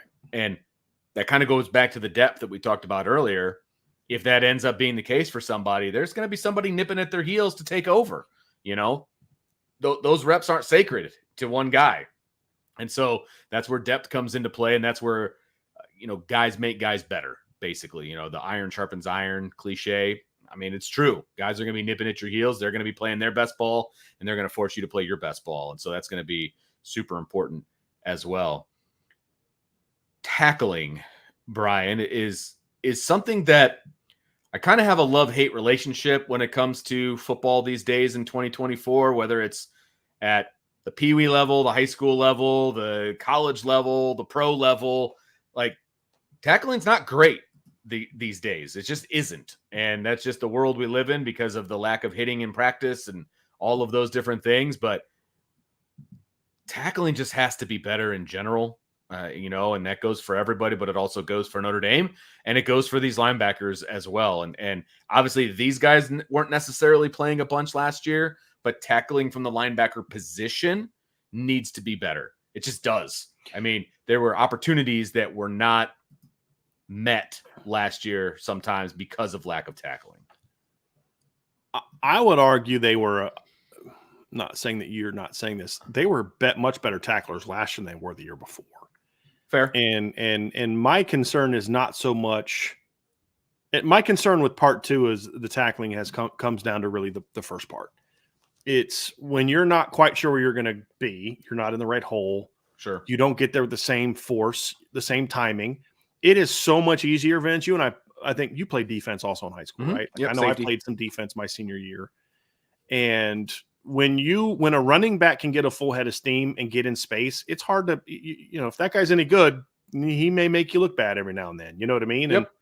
And, but when you are getting to that guy, as soon as he's making his cut, he doesn't have time to build up steam or make you miss. It's like he's going down, right? Guys are a lot easier to tackle when you get them before they get going. So that makes timing a very important thing. If you have certain guys, if you don't take the right angle to that guy, he's going to make you look bad. And so those are things that are youthful mistakes. I think some of the tackling last year was twofold. When JD had tackling issues, more often than not, it was one of two things. One is he either went too high, and JD did have a tendency to go too high, or his length was an issue. Yeah. Because he's not a real long guy. Sure. And so when he did have those problems, that was usually the reason why.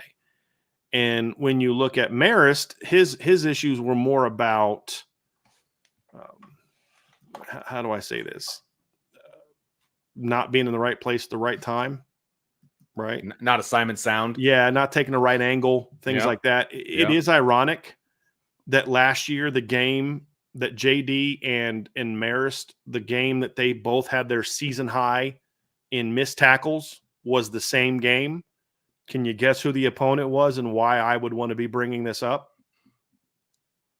Think about who Notre Dame played. Yes. Duke. They both had 3 missed tackles against Duke. That was also where Benjamin Morrison had the most embarrassing miss of his career. Most of them were against the same dude. It's number 13. The guy that's now playing quarterback in Notre Dame, right? Well, they got that going for him at least. Why does that matter? One of the biggest problems that you have, the reason tackling's not as good as it used to be, is because you just don't tackle as much anymore. Exactly. So true. I mean, I was watching Ryan Roberts will love to hear this, right? I was watching the program last night, right? Oh, wow. Somebody tweeted out the whole movie. Really? And so I pull. I was, oh, this is pretty cool. So I had it on my thing as I was the getting whole work movie. done. Yeah, wow, that doesn't happen very often. No, okay. It doesn't. And I would assume that tweet has been taken since been taken down. That's probably. But I was going to take advantage of it while it was up. Yeah, I hear you. And so I'm watching it, and it's just like there's that pair where they're just doing like Oklahomas. Yeah, and you're like, bro, like that's football we grew up with. Now I have much fonder memories of Oklahoma drills than you do, probably, because I was a quarterback. So most of my Oklahomas were handing off and watching. Ooh, look at that collision! I didn't have to be part of them. You know what I mean? So I liked them a whole lot more. But it was one of those things, Vince, where you're like, you just don't do that anymore. You don't tackle anymore. No. To a degree, I'm okay with it. To a degree, I'm not. There needs to be like more of a happy medium. But sure. Coaches are having to live in this new world, and a lot of us didn't grow up that way, and we have to find out new ways to do it. And Notre Dame staff, I think, is still learning that a little bit. And sure. And I thought they got better last year, finding different things to do. They do more tackling circuits now, where they are going to the ground with pads and other type of things, which is good. But it's one of those things where Vince, you have to figure out a way to get better at it. But I'm more concerned about it from the youthful standpoint. Because when you're a split second late getting to the hole against a Texas A&M linebacker, or running back, it may not be great for you. Same with the guys at Louisville, same with the guys at Florida State, Jamal Haynes at Georgia Tech, Woody Marks at USC, the Lawrence Tuafali who Florida State has. There's other guys, like if you're late to them, if you take a poor angle to them, they're going to make you look bad. And that stuff comes with youthfulness.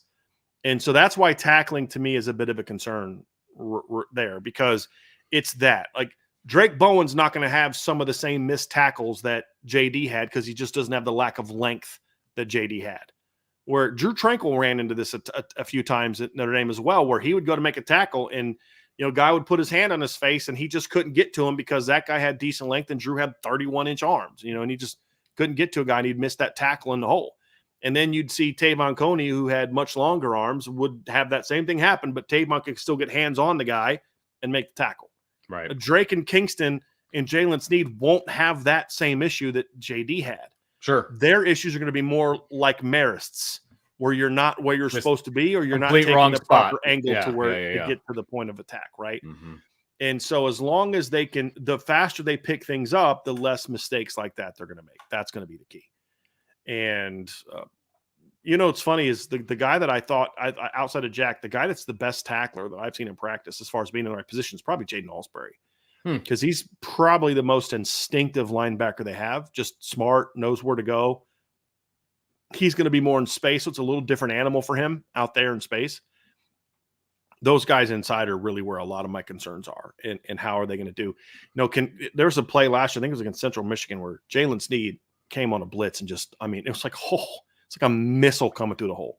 What? But then he doesn't come in balance. Right. Comes too high, and the running back makes him look bad. Silly. Just whiffs. Yes. Jalen Sneed, as a more veteran player, might come through the hole at the proper angle, meaning you don't come at that guy square to the inside because he's just going to back jump cut you outside. You come at that guy outside older in, because what's he going to do? Run into the quarterback or run back to where you have help, right? Those little things, like that 6-inch difference or that 6-inch change of proper angle is going to be the difference between you making a big play in the backfield or a guy making you look silly. Because Jalen Sneed did get juked in the backfield because he's not athletic. He's an exceptional athlete. It's because he didn't play with proper technique and didn't play at top proper angle. Does Jalen Sneed make those plays this year or not? Right? That's where you hope the experience comes from. Same with JD or Drake and Kingston. Sure. Whereas JD always took the proper angle to those plays and just blew it up. Like there was that one play against USC where he kind of hits the quarterback and the running back at the same time, because he's like, because he knew where to go to where the running back couldn't escape. So the running back kind of ran back into the quarterback, and JD is able to make that play. Those are the things that you hope that these guys can eliminate as quickly as possible and not have a lot of those big mistakes. Because not only does it limit the bad plays, Vince, but the bigger thing is it's going to enhance the big plays. Oh, sure. And we talked a lot about this defense. Finish better. That's very true at the linebacker position. And it's going to determine a lot of okay, are they going to be able to make enough plays to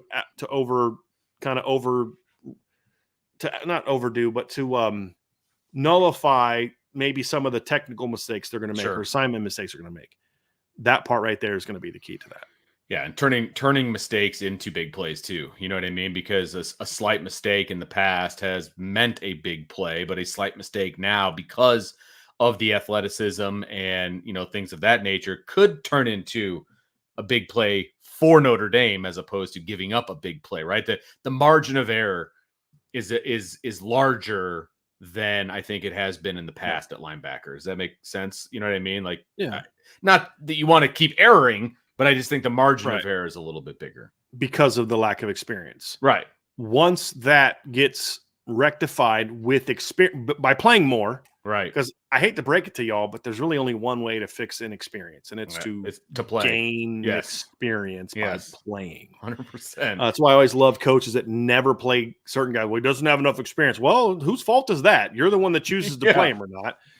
But once that's rectified, then I actually think it's the opposite. I think that the margin for error is even the margin for error slides to advantage 2024. Yeah. Once the mental part gets out, because you do have longer, more athletic, physical. Right. Players. Right. Yep. And that's what I was saying. Yep. Yeah. I'm agreeing with you. Yeah, for sure. With you. The last part we want to talk about in this segment is the pass rush, which I think is a very interesting and under-analyzed part of this linebacking core. These guys, and you mentioned like Jalen Sneed, for example, right? And we've been told and we've seen with our own eyes, he just looks more comfortable this year than he's looked in a really long time. And he's the type of player that ever. Good call. Because he's been at Notre Dame. Because even in high school, Jalen just got by on God-given freaky athleticism because he had to play. I mean, his head coach, God love him, because he was so better than everybody else. He had to play him everywhere. Yeah. He played quarterback, running back, defensive end, linebacker, safety. I mean, they didn't move that kid all over the field. Right. So Jalen was never given the opportunity to learn a position. That's not a fault of Coach Payne. That's what you do when you have great players. Hey, 100%. Is you look, I'm going to use this guy as a weapon. But especially when you just talk school. about strictly projecting to the next level, it can create some. You've got a longer road to track, right, to get to where you need to get to. Where a guy who played Mike his whole career and is learning, is able to make a faster transition. Well, and that's the point that I was going to make about Jalen, is that when he's comfortable and he comes downhill really, really well. It's just when he doesn't really know what he's doing and then he hesitates and you can't really use him in a manner that you might want to use him. But this year could be a lot different. I was just using him as an example of a way that you could use him in a pass rush. But the way these guys are with their athleticism and with their athletic ability and all of that, you can use them with the pass rush this year. This is what I would say, Vince, to your point, and I agree with you. This linebacking core should be even better as pass rushers than last year's group. Right. Should be. Based on what you're talking about, talent. Yeah. Drake is explosive downhill. Maybe he's not the side-to-side guy that other guys are, but downhill, Drake gets after it. Kingston can get after it. When we saw that in one-on-ones, Kingston has a knack for winning. Like, they were putting him over guards in one-on-ones in practice, and he was beating them. He's got a knack for it. Jalen Sneed athletically should be an outstanding pass rusher. Jaden Alsbury, if you're not, they're going to bring him off the edge. Sure. They just will in some of those nickel and base defense looks. Jack Kiser is a pretty athletic guy. He should be a good pass rusher. We haven't seen him do it a whole lot as an inside guy, but he has the tools to be so. But can they do it? Like, the talent's there, but we just haven't seen this group of guys really do a whole lot when it comes to the pass rush. Look, Jack last year had 12 pressures and Jalen Sneed had 12 pressures. They had 7 combined hits on the quarterback. They had 2 sacks. Well, if you look at their pass rushes combined, they had 123 total pass rushes. Marist had 129. So Marist had 25 pressures on 129 snaps. These guys had 123. That's almost identical numbers for your two wills. If you look at Marist, he had 9 sacks plus hits on the quarterback. This is according to Pro Football Focus. These two kids had 9 combined. So on 6 fewer total pass rush opportunities than what Marist had. So, like, you should see it, but when you also look at it, Vince, it's like, yeah, but those aren't a lot of opportunities. Yeah. We haven't seen them do that actually a lot. Drake Bowen only had 11 pass rush opportunities last year. That's it. Right. Now, here's the good news. He had 3 pressures in those 11 opportunities. So if you actually look at it and you take his 3 pressures and you divide it by the number of total pressures he had, and then multiply it towards the number of pressures that J.D. Bertrand had, Drake Bowen would have had 28 pressures last year. J.D. Bertrand had 30. So it's right. So the per snap stuff is good, but that's not always how football works, Vince. You can't always replicate. Well, if you give the guy 100, it's like, remember the year that Dexter Williams averaged 9 yards a carry, and everybody's like, why don't you play him more? Well, the next year they did play him more, and Dexter was still a very explosive running back, but he was like 6.5 yards a carry, which is very good. He only was at 9 per carry the year before because he only had 30-some carries, and when you have one long run on 30-some carries, your yards per carry average is going to be very high. And it just doesn't always work that way where, you multiply it times this, and you give Jack Kiser the same amount of snaps that Marist had last year. It doesn't mean he's going to have way more pressures. Right. If you look at Jack's production on a per snap basis, he had 12 pressures last year on 40 pass rush attempts. That's it. If you take that towards what Marist had last year, the number of snaps, Jack would have had 39 pressures compared to Maris's 25. Well, there's 2 problems with that. Number one is most of Jack's pressures came off the edge. You're just going to have, when you're just coming off the edge, you're going to have a great opportunity for getting a pressure. Number 2, again, we don't know how he's going to do that on a more permanent basis. Right. As an inside guy with 200 extra snaps under his belt, right? So it is a question mark. I will say this. I'm excited about this group as pass rushers.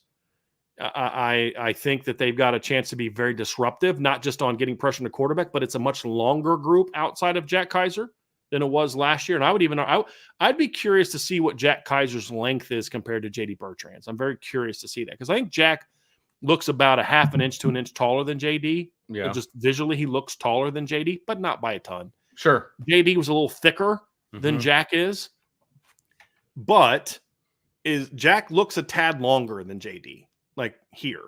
Jalen Sneed is only 6'1.5", but he's got very long arms. Yeah. Drake is 6'2.5" with long arms. Kingston 6'3" with long arms.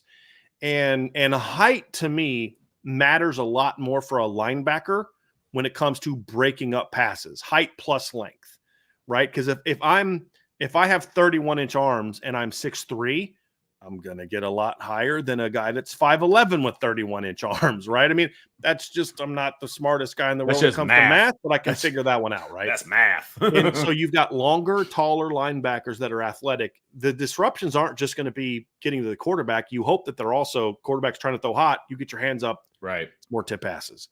Yeah. I think this group has a chance to be really dynamic as pass rushers, but that is 100%. Let me rephrase. That's 95% of projection. Because the things that we're gonna see them asked to do this year as pass rushers is going to be completely different than what they were asked to do last year. That's going to be the key. But it's a question mark for now. But it's one of those question marks that you look and say, I like where if things they're are as good as I pointed. think they're going to be. This could end up being a strength of this team and allow them. And then, of course, if the D line's as good as we think too, and these guys are going to get more run through lanes, right? There's going to be some big hits on running backs and quarterbacks this year if the D line's as good as we hope it's going to be. We got one more section to get to, but before we do, make sure you hit that like button, that subscribe button, that notification bell, share with your family and friends, and also jump onto the boards.irishbreakdown.com. Lots of good stuff over there. Always has been, always will be, and it only gets better when you join. So make sure you make that happen.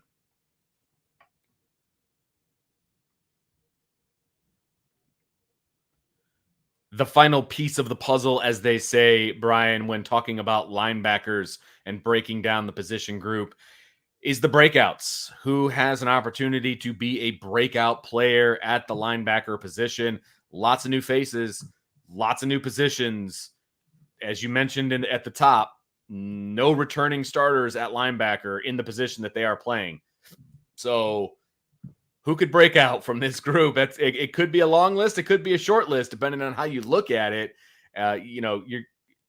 Whoever's leading the team in tackles is going to be a new person leading the team in tackles. And so, who is that breakout star going to be? And as a reminder to those who maybe joining us for the first time, first of all, welcome. But when we talk about breakouts, there's a couple of different levels of breakout, right? We have the didn't play at all is going to break out into a rotational type of player. You've got a rotational type of player that's going to break out into a really, really good starter. And then you've got a breakout player that maybe was a starter and then could break out into a national star type of person. And then, of course, you could always leapfrog one to the next or, skip a spot or whatever. But those are kind of the levels that we talk about when we're talking about breakouts, Brian. Yeah, and I'm going to throw a caveat in here and a little like asterisk for linebackers, because part of the breakout, the first part of the breakout you talked about, to me, is also special teams. Oh, okay. I like that. And so I'm going to go with that one too. But let's talk about guys that can end up becoming like impact players. Jack Kiser is the first one that I look at and say this is a guy that's got a chance to be a breakout player. Production-wise, sure. I don't think Jack Kiser becoming a breakout player on the field is going to shock a lot of people nationally, because he actually gets a lot of love. I mean, he's ranked by some as a top 10 linebacker in the country. I actually think. Really? Yeah. Oh, yeah. I mean, wow. I actually think Lindy's had him. Yeah, Lindy's has him as the number 7 outside linebacker, returning linebacker in the country. No kidding. Well, I mean, again, he's played a ton of football. He's made a lot of tackles. Yeah. I mean, he tied for the team lead in solo tackles last year with J.D. Bertrand. This is true, with a lot less snaps. This is some kid that's never played before, and I think there's just an assumption that he's going to move inside and be fine, and I hope that they're right on that. So me too. The perception is going to be there, but the production is the breakout that I see from Jack Kiser. If Jack is as good as I hope he can be this year, sure, I think he's going to have the best will numbers we've seen since JD back in 2021. And if you remember that season, that was the first year under Marcus Freeman. That was quite an interesting offseason when we talk about, people not freaking out when guys get hurt. If you remember correctly, Maris Leofau was the star of the offseason that year. He was going to be a stud. He had a great spring, super high expectations. He goes down. Shane Simon was having a horrible fall camp. He's struggling. And who emerges from that group that nobody really expected? J.D. Bertrand.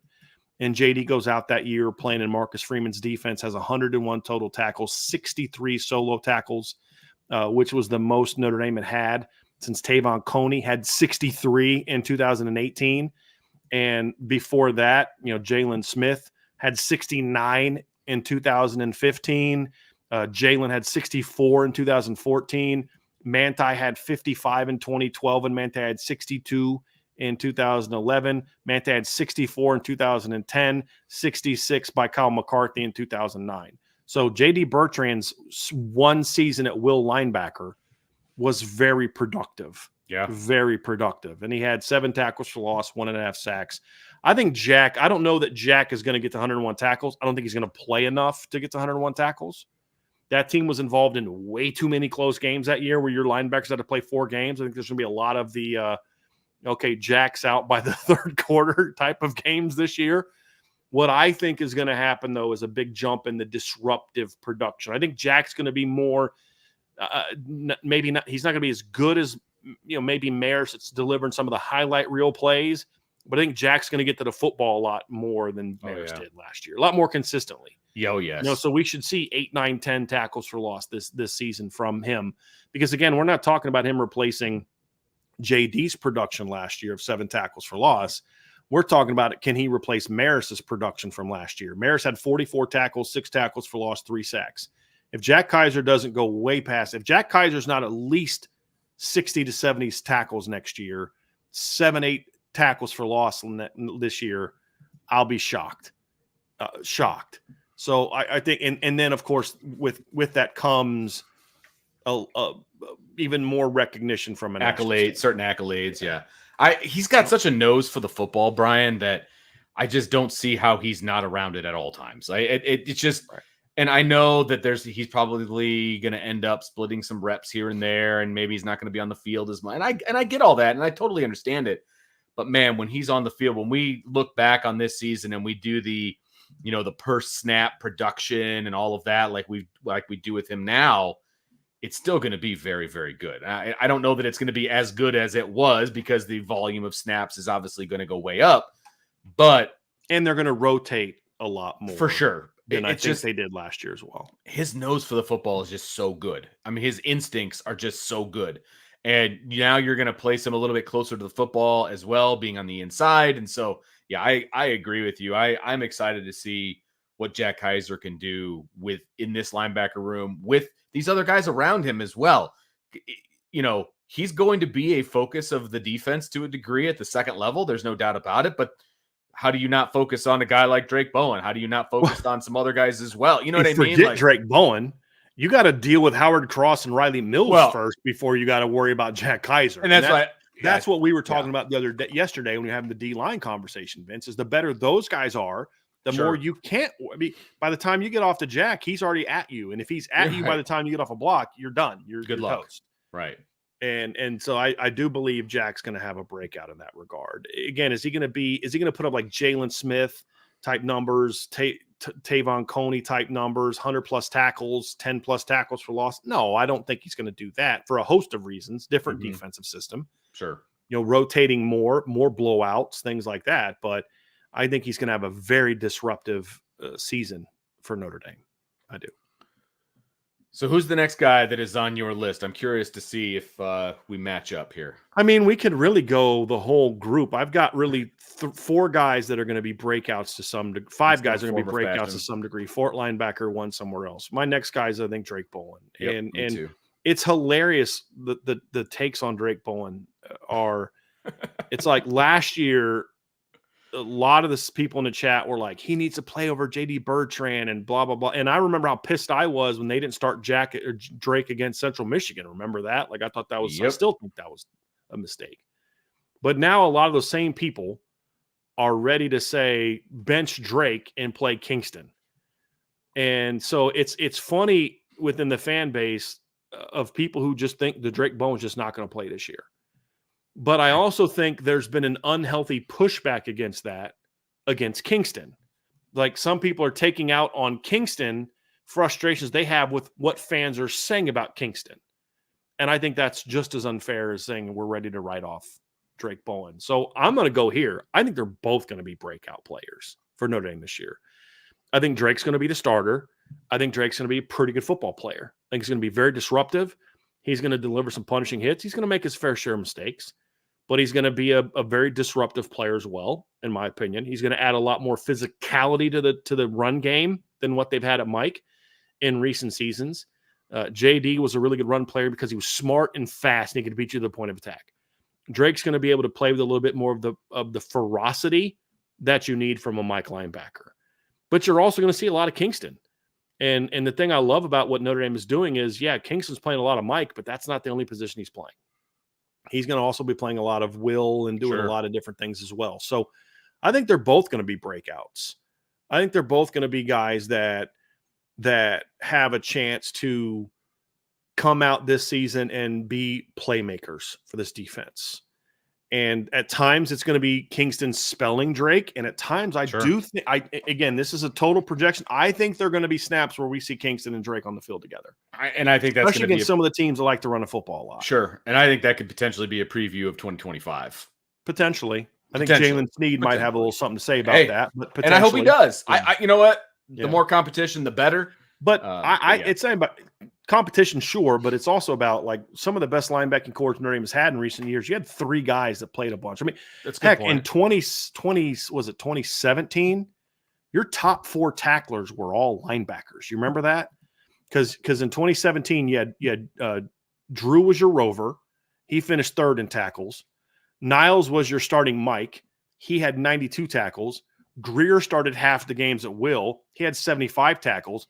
Tavon Coney started some at Will and played some at Mike. He was the sort of the do-it-all guy. Yeah. And he had 116 tackles. He had 4 linebackers with 75 or more tackles on that team. That's crazy. In 2017. Because 4 guys played a ton of football. Yeah. And I think that's kind of the future of the position with the depth they have now. Like, if they have Anthony Sacca committed in the 2025 class.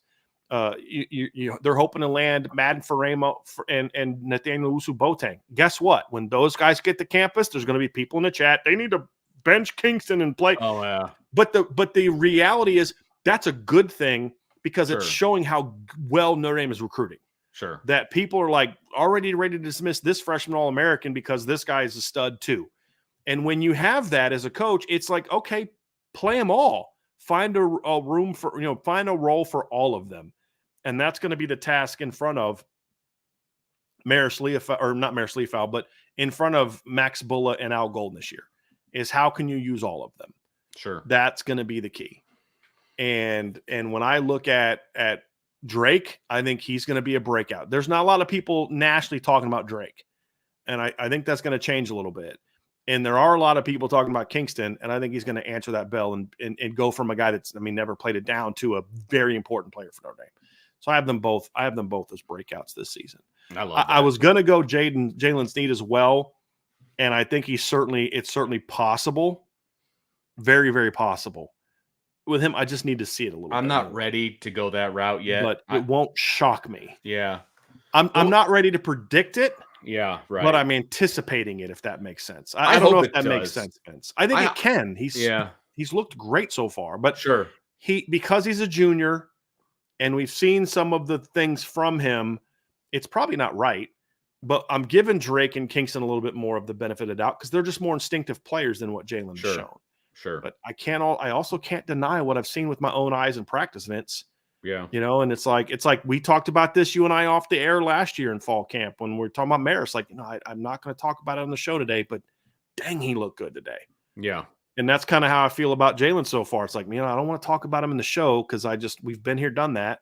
But dang, he looked good today. So I'm not ready to predict it, but I'm anticipating it. You're getting there. That could certainly happen, especially as a pass rusher. Like that's where I think Jalen could have a really big breakout this year. Is maybe he doesn't play as much as an off-ball linebacker, but I think he's going to be a force to be reckoned with in some of their sub packages. Okay, just because he's so twitchy and he's just got he's shown a much better knack for winning in fall camp this year and in the spring than he did last year. Winning meaning timing up blitzes, beating linemen around the block, getting off blocks, and just winning reps. We've seen a lot more of that.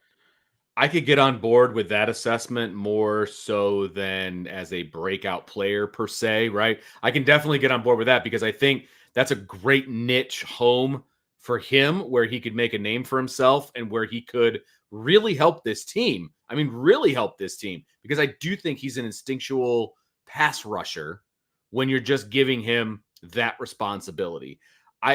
Could he play will and be effective at will and be an off-the-ball linebacker and all of those things? Sure, he could, for sure. What I see as the more plausible possibility right now with just what I've seen from him over the last 2.5 years would be more of the package, pass rush type of role. I could definitely see that for him. And look, that's a really important piece to what this defense is going to be moving forward in 24. You need that. I think that would be a crucial part of this defense. He just wouldn't be, an every down linebacker. And that's okay. If you can find your niche and you can be really, really good at it, he could be that guy. And I think that could be a huge part to this team. I think that's a really good point because I wasn't ready. I was going to push back on you if you were going to name him as like a breakout player. Well, because then you're just like, dude, you literally named the entire two defense side as breakout players. Yeah, right. For sure. I wanted to go with Jaden Osbury, but again, I haven't seen him take a rep out at in fall camp in a team setting yet. Or not many. You know what I mean? We saw the first day with no pads on. I just need to see a little bit more from Jaden than the other guys, but it wouldn't shock me if he has a breakout. Like literally all of them can be breakouts. That's how talented the room is. That's true. But I'm just not ready to go there. My final breakout is actually Preston Zinner. Oh, interesting. Because I think Preston Zinner is going to end up being a breakout player on special teams this year. Okay. This is my one guy that I said I'm adding a little bit of an asterisk to the linebacker position because of how much they're going to be used on special teams. I don't have reason for it. We haven't seen him in practice. This is just some things I've heard, but also just my feeling of the kind of player he is. It won't shock me if Preston Zinner becomes sort of like the Jordan Patelho of special teams. Okay. Remember how impactful Jordan was in 2022? He had a couple block kicks. He had the fumble recovery the block kick recovery against Syracuse at like the 1 yard line. He's the one that actually blocked the punt that Maris scooped, or not Maris, but Prince Colley scooped and scored against Clemson. Right. Then he was on some blocking teams, where he was part of the coverage team or the return team and things along those lines. I could see Preston Zinner becoming that guy. Okay. He's 6'3", he's 240. He's a good at. In a lot of other years, Preston Zinner is a guy that you're talking about as like maybe he's in the 2 deep or battling for starting job at linebacker. He just so happens to be a talented kid that's buried at an incredibly talented position group. That's the problem. But the great thing about linebacker that's different at quarterback and even running back to a degree is there's so many things you can do with that kind of guy that has nothing to do with defense. Kickoff team, kick return team, punt block team, punt cover team, punt return team. There's, PAT field goal. Onside kick. There's so many different ways you can use a guy. Sure. Like that. And Preston was a pretty good tight end in high school too. So maybe he's the up back and he's a guy that you can take a punt. He's athletic enough to do it. Sure. He's one of those kids that if it wasn't for the talent that's there with him, we'd be having a different conversation about this kid. Like this kid going into 2019, 2020, this kid, if he was on the team in 2020 as a sophomore, he'd have beat out Shane Simon easily as a starting will linebacker. That was on a playoff team, Vince. Yeah. Yes, it was. But he just happens to be at Notre Dame at a time where they're loaded at that position. And it's unfortunate for him as a linebacker, but It's also very fortunate for Marty Biaggi. So as long as Preston has the right attitude going into fall camp, I'll be shocked if Preston Zinner's not a breakout player on special teams this year and make some kind of splash, big block. You're going to go back. Oh, did you see that long return from Jaden Harrison? Did you see the block that Preston Zinner had? And he cut right off of him for a touchdown. Those type of things. I that's what I see from that big block kick and that kicked the game off against Florida State that got that game wrong. Like that's the kind of stuff that I think you're going to see Preston Zinner have an impact on this year. And that's why he's my breakout player, because I do think he's going to have a breakout. It's just not going to be on defense. It's going to be on special teams. But it's also the point now where it's like you could have a couple injuries, and if you're forced to put Preston Zinner on the field of linebacker, you're like, okay. All right, okay. Like think about this. Your whole starting linebacking core comes down with the flu, right? It's like that scene from My Cousin Vinny. The whole store gets the flu. You bleed at, the whole store gets the flu. When he had that stupid jacket on. I put on this ridiculous thing for you. But anyway, the whole starting linebacking core gets the flu, can't play. Okay? No Jack Kiser, no Drake Bowen, no Jalen Sneed. Your starting defense at that time would be Jaden Alsbury, theoretically. Jaden Alsbury, Kingston Viliama-Asa, and Preston Zinner. It's a pretty good freaking linebacking core. Yeah. You know what I mean? Like, I'd be okay with that in most of their games. Right. You know what I mean? I'd kind of be okay with almost all their games. Okay. All right. Like that's a really good group. It's young.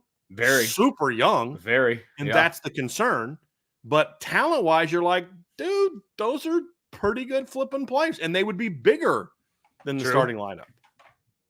Think about it. Because Kingston's every bit as big as Drake.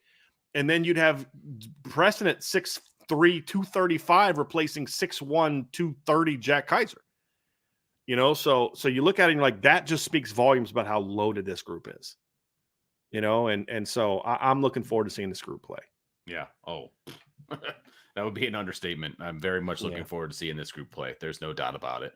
Yeah. But this is going to be a fun and exciting linebacking core to keep an eye on this year. There's going to be highlight reel plays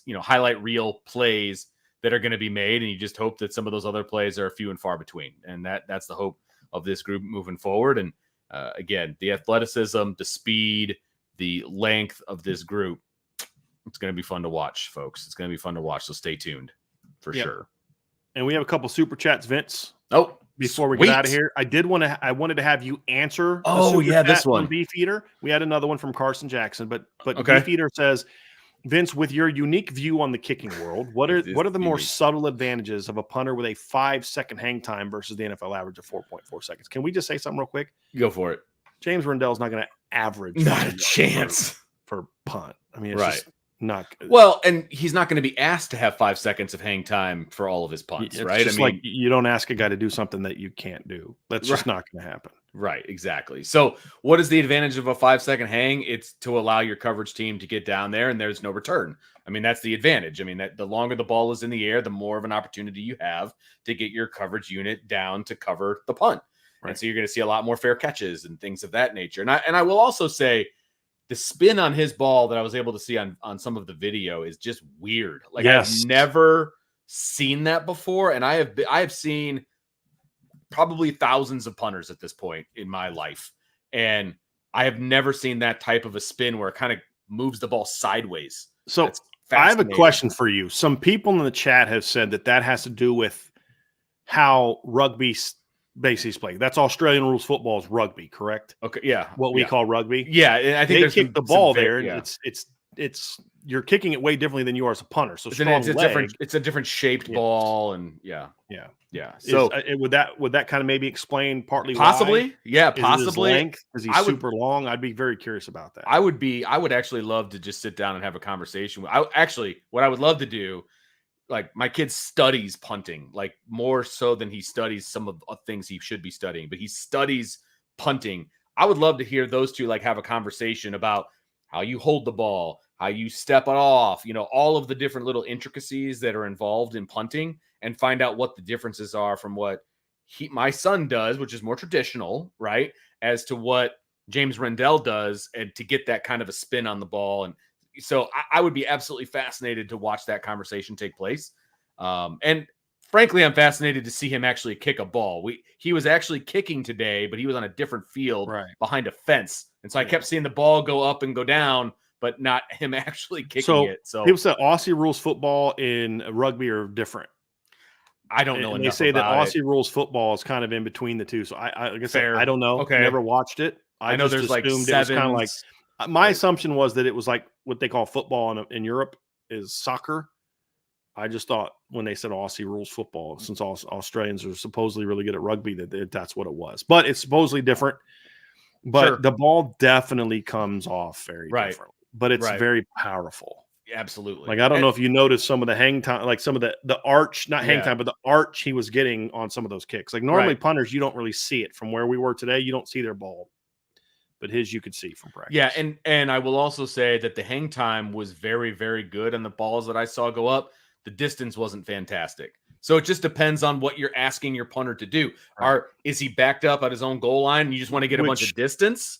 Right. Or is it are you on your own 35 and you want to get some height and just coffin kick it? Which I thought I remembered them kicking left to right. From what we were looking out is what I thought I saw. The couple balls I saw went from right to left. Right to left. So I mean, my question is, since they were working on red zone, were they working on kicking in your own territory? That's the other thing that you absolutely, think of, right? Yeah, like 100%. So it's very different. But here's an example. Last year, Bryce McPherson ranked. Well, he didn't rank anywhere when it came to punting because he didn't punt enough. Which is the offense, right? So he had 38 punts. He didn't qualify for the national ranking. But if he did, 45.1. I believe I did this ranking. He would have been really good. Just this is gross average. He would have been ranked 19th in the country. Okay, it's pretty good. Right? Yep. Just didn't have enough kicks. The problem is Notre Dame last year ranked 96th in the country in punt returns against. Just not coverage. Good. So coverage, correct. Now, part of that is, they made some mistakes in coverage, but the other part of it is, since they didn't have a lot of opportunities, that one long one from USC kind of inflated the numbers a little bit. The third part of that is Bryce McPherson was not good at kicking where they wanted the ball to go. Right. Exactly. He would kick it far, but it'd get up and down real fast. Right. And then the guys are catching it and they got room to run. And sometimes they don't only get 7-8 yards, but that's 7-8 yards. That can be a difference, right? If I catch it at the 11 and I run 9 yards at the 20, I feel a lot better as an offensive coordinator than if you catch it at the 11 and you're pinned at the 11. 100%. I just feel better about that. I don't have as much, much room. So, and that's the thing about punting that I keep trying to explain to people when they're all excited about the leg of James Rendell, which is great. It's great. That's a great thing to have, but you have to be able to put it where the coach wants you to put it. You've got to be able, and that's where the hang time comes in potentially. That's where, you see guys when they drop the ball, it's up and down. And then you get that backspin, like, that's a way to kick a ball that's very important. So, I mean, there's different ways to do it where you want to be able to put it where you want to put it. And too many times the ball wasn't going where they wanted it, when they wanted it to get there, which is why they were okay with him hitting the portal. So, he had a big leg. He's always had a big leg. Bryce McPherson has a huge leg. There's no doubt, but it didn't always go where they wanted it to go. And sometimes kind of a big deal. Yeah, it's a huge deal. It's kind of like having a place kicker that can kick a 60-yard field goal, but misses chip shots from 36, right? Like, which one would you rather have? Exactly. Right? I want the guy that's money from inside of 45. 100%. Right? There's only going to be like one time a year where I'd rather have the other guy. Honestly. Right. Yep. No doubt about it. So no doubt about it. So we had one more super chat that I want to get to as well. This is related to linebackers. Carson Jackson, thank you so much for the super chat. Could Snead be a Harold Perkins-ish kind of guy? Oh, I got it. Harold Perkins-ish kind of guy. Yep. Look, is he as good as Harold Perkins? Is he as dynamic as Harold Perkins? I mean, he hasn't shown that. They're very similar bodies. I think Harold's thicker, but they're very similar bodies. They're both really twitchy, athletic players. I think Harold is a more instinctive player than what Jalen has shown himself to be at Notre Dame. But Harold Perkins is kind of like a rover body whose game is kind of best suited to rush off the edge. I mean, that's kind of what he does best is rush the passer, but he doesn't have the body to be a pass rusher. Right. So, like in the Notre Dame defense, would he be like that situational pass rusher that would be really dynamic? Sure. Yeah. Absolutely. Would he also be a part of your will conversation and be a disruptive downhill blitzer, good coverage player? Sure. Yeah, he would. And you hope that Jalen Snead can do a lot of those things. So, yes, you are going to be asking him to do a lot of the things for your defense that LSU asks Harold Perkins to do in his defense. Just probably not as much just line up on the edge and rush the quarterback, but being that situational nickel, get after the quarterback kind of guy. Yes, I absolutely believe that's what Notre Dame is going to ask Jalen Snead to do some of this season. Like, it just won't be like I said, it won't be as much of, you're going to see Jalen Snead rushing the quarterback off the edge. You're also going to see Jalen Snead rushing in between the tackles. Oh, sure. But yeah, I mean, that's going to be similar to what you're asking Jalen Snead to do. Sure. Mm-hmm. And if he can play the position as well as Harold Perkins does, then Notre Dame's going to be pretty flipping good because he's a very good football player. He's an interesting guy because he's a heck of a pass rusher, but he's just not a big enough guy to be a full-time defensive end. He's just not even close, right? Or even full-time stand-up outside linebacker. And he's got a lot to learn as an inside linebacker, which is partly why I think Harold Perkins is going to be really good this year if they leave him as an off-ball linebacker. I think he's going to be really good because now he's got a more of a year of kind of getting after the quarterback, but also being used as an off-ball linebacker, which they didn't ask him to do a ton as a freshman. Like as a freshman, he was a super disruptive guy that just got after the football. I mean, he didn't play as much off-ball linebacker as he did the year before. But now you look at him and say, okay, now you're asking him to do a lot more last year. Sure. And he was good, but he was not maybe as good as people thought he was going to be last season, but still not as good as people thought he was going to be. 75 tackles, 13 tackles for loss, and 5.5 sacks is pretty flipping good. But he had less production he did as a freshman. As a freshman, he had 73 tackles, 14 tackles for loss, and 8.5 sacks because he was playing more off-ball linebacker. This year, I think they're going to ask him to do that even more, but still utilizing his ability to rush quarterback. Right. So role-wise, body type-wise, athleticism-wise, sure, there's a lot of things that Jalen Snead and Harold Perkins have in common. Both highly ranked recruits. Jalen wasn't ranked as high as Harold was, if I recall. Let me just look up Harold Perkins' ranking. I thought I remembered Harold Perkins being like a top 10 kind of guy, where Jalen was more of a top 50 kind of guy, but I could be wrong on that. Yeah, he was 12th, 5th, 4th, and 34th. So, whereas I think Jalen's highest ranking was 34th. So two people had Harold Perkins in the top 5. Another had him 12, and then somebody else had him 134th. Jalen was ranked 28th, 6th, 42nd, 48th, and 46th coming out of high school. So, yeah. So, yes, the long way of answering your question. Yeah, I think so. But I just don't want to say, oh, yeah, definitely. And then people think, like, so you think Jalen Snead could have 14 tackles for loss and 8 sacks this year? No, I'm not saying that. I hope he does. It'd be great. But I don't think he's going to play enough to do that because they're going to play a rotation. But I don't know that he's quite the player that Harold Perkins is, or at least hasn't shown himself to be so. Because if he was that kind of player, he'd have found a role by now, like more extensive than he was. Big thing for Jalen Sneed is I've just always felt that Jalen went in his first 2 years with a little bit of a sense of entitlement, that I was a big-time recruit, therefore I should get this. Sure. One of the things that I have been told about Jalen Sneed, I won't say that, but I'll say it. Yeah, I'll flat out say it. There was a time this offseason where it was assumed he wasn't going to be part of the team anymore. He was going to go in the portal. My understanding is through conversations with the staff that Jalen sort of kind of realized, like, you know what? I don't know that I have been the best version of myself. And you see it, Vince. You saw it this spring. You're seeing it this fall. He's a different worker. Yeah. I mean, just his attitude, the tempo he plays at. This is just a different version of Jalen Sneed. Now, I'm not ready to get too fired up about it because I need to see it continue. Right. But he's a different looking kid this summer or this fall, and it's not because he's gained 5 pounds or whatever. It's just he just carries himself differently.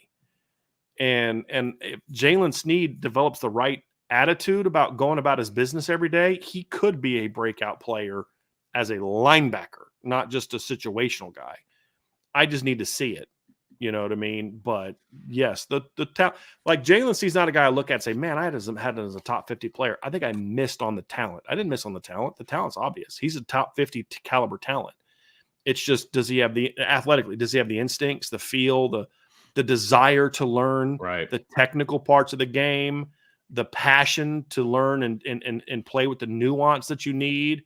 Those have always been questions with Jalen Sneed. And if he can answer those favorably, there's no reason to think he can't end up being Notre Dame's best linebacker. I mean, he's got that ability. Vince, there's 5 guys at linebacker that I think, if certain things go wrong, could be their best linebacker.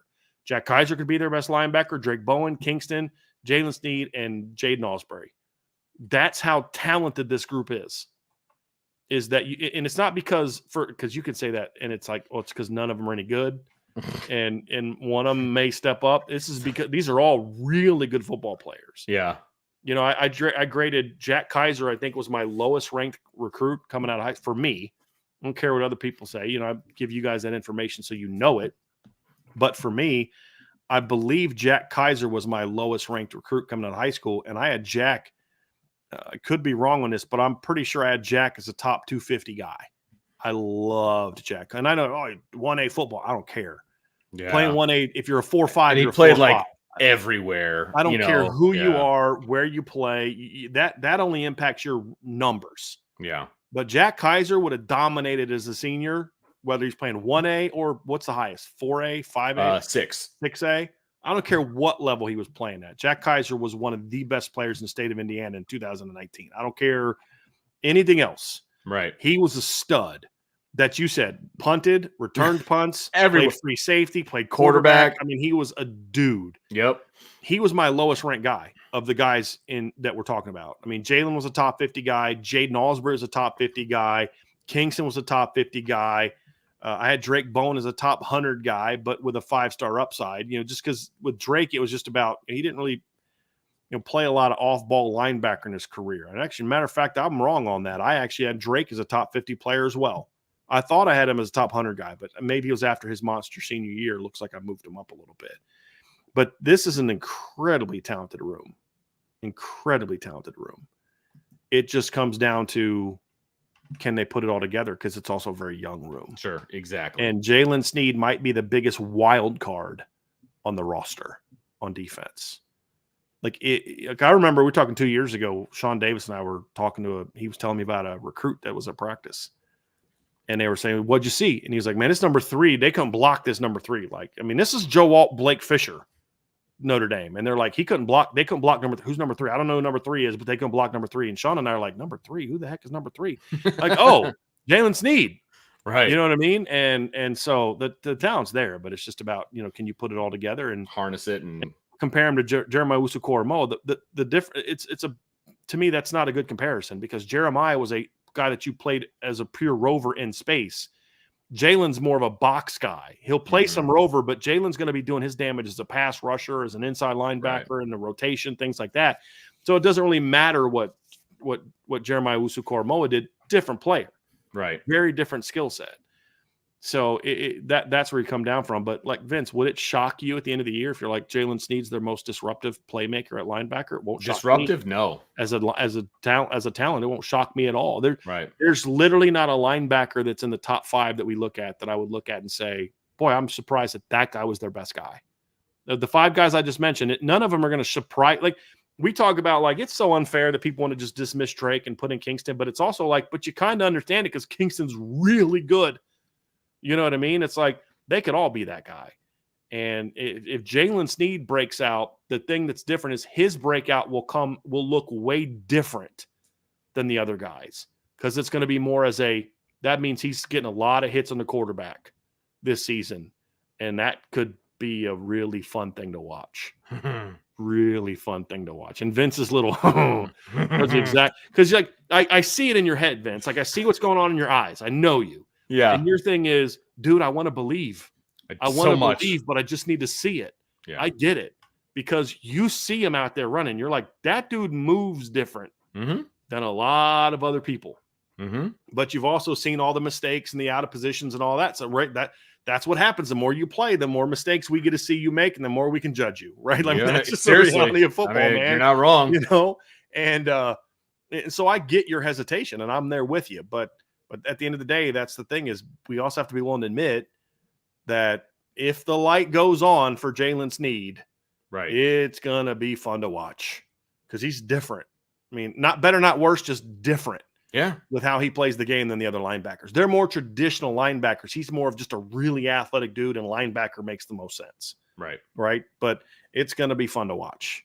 Very fun to watch, which is why I said he's a guy that I'm not ready to predict a breakout, but it wouldn't shock me. Because he's got that kind of ability. So just wanted to make sure we talked about that. So that's a good super chat. And I thank you for that, Carson. Appreciate you.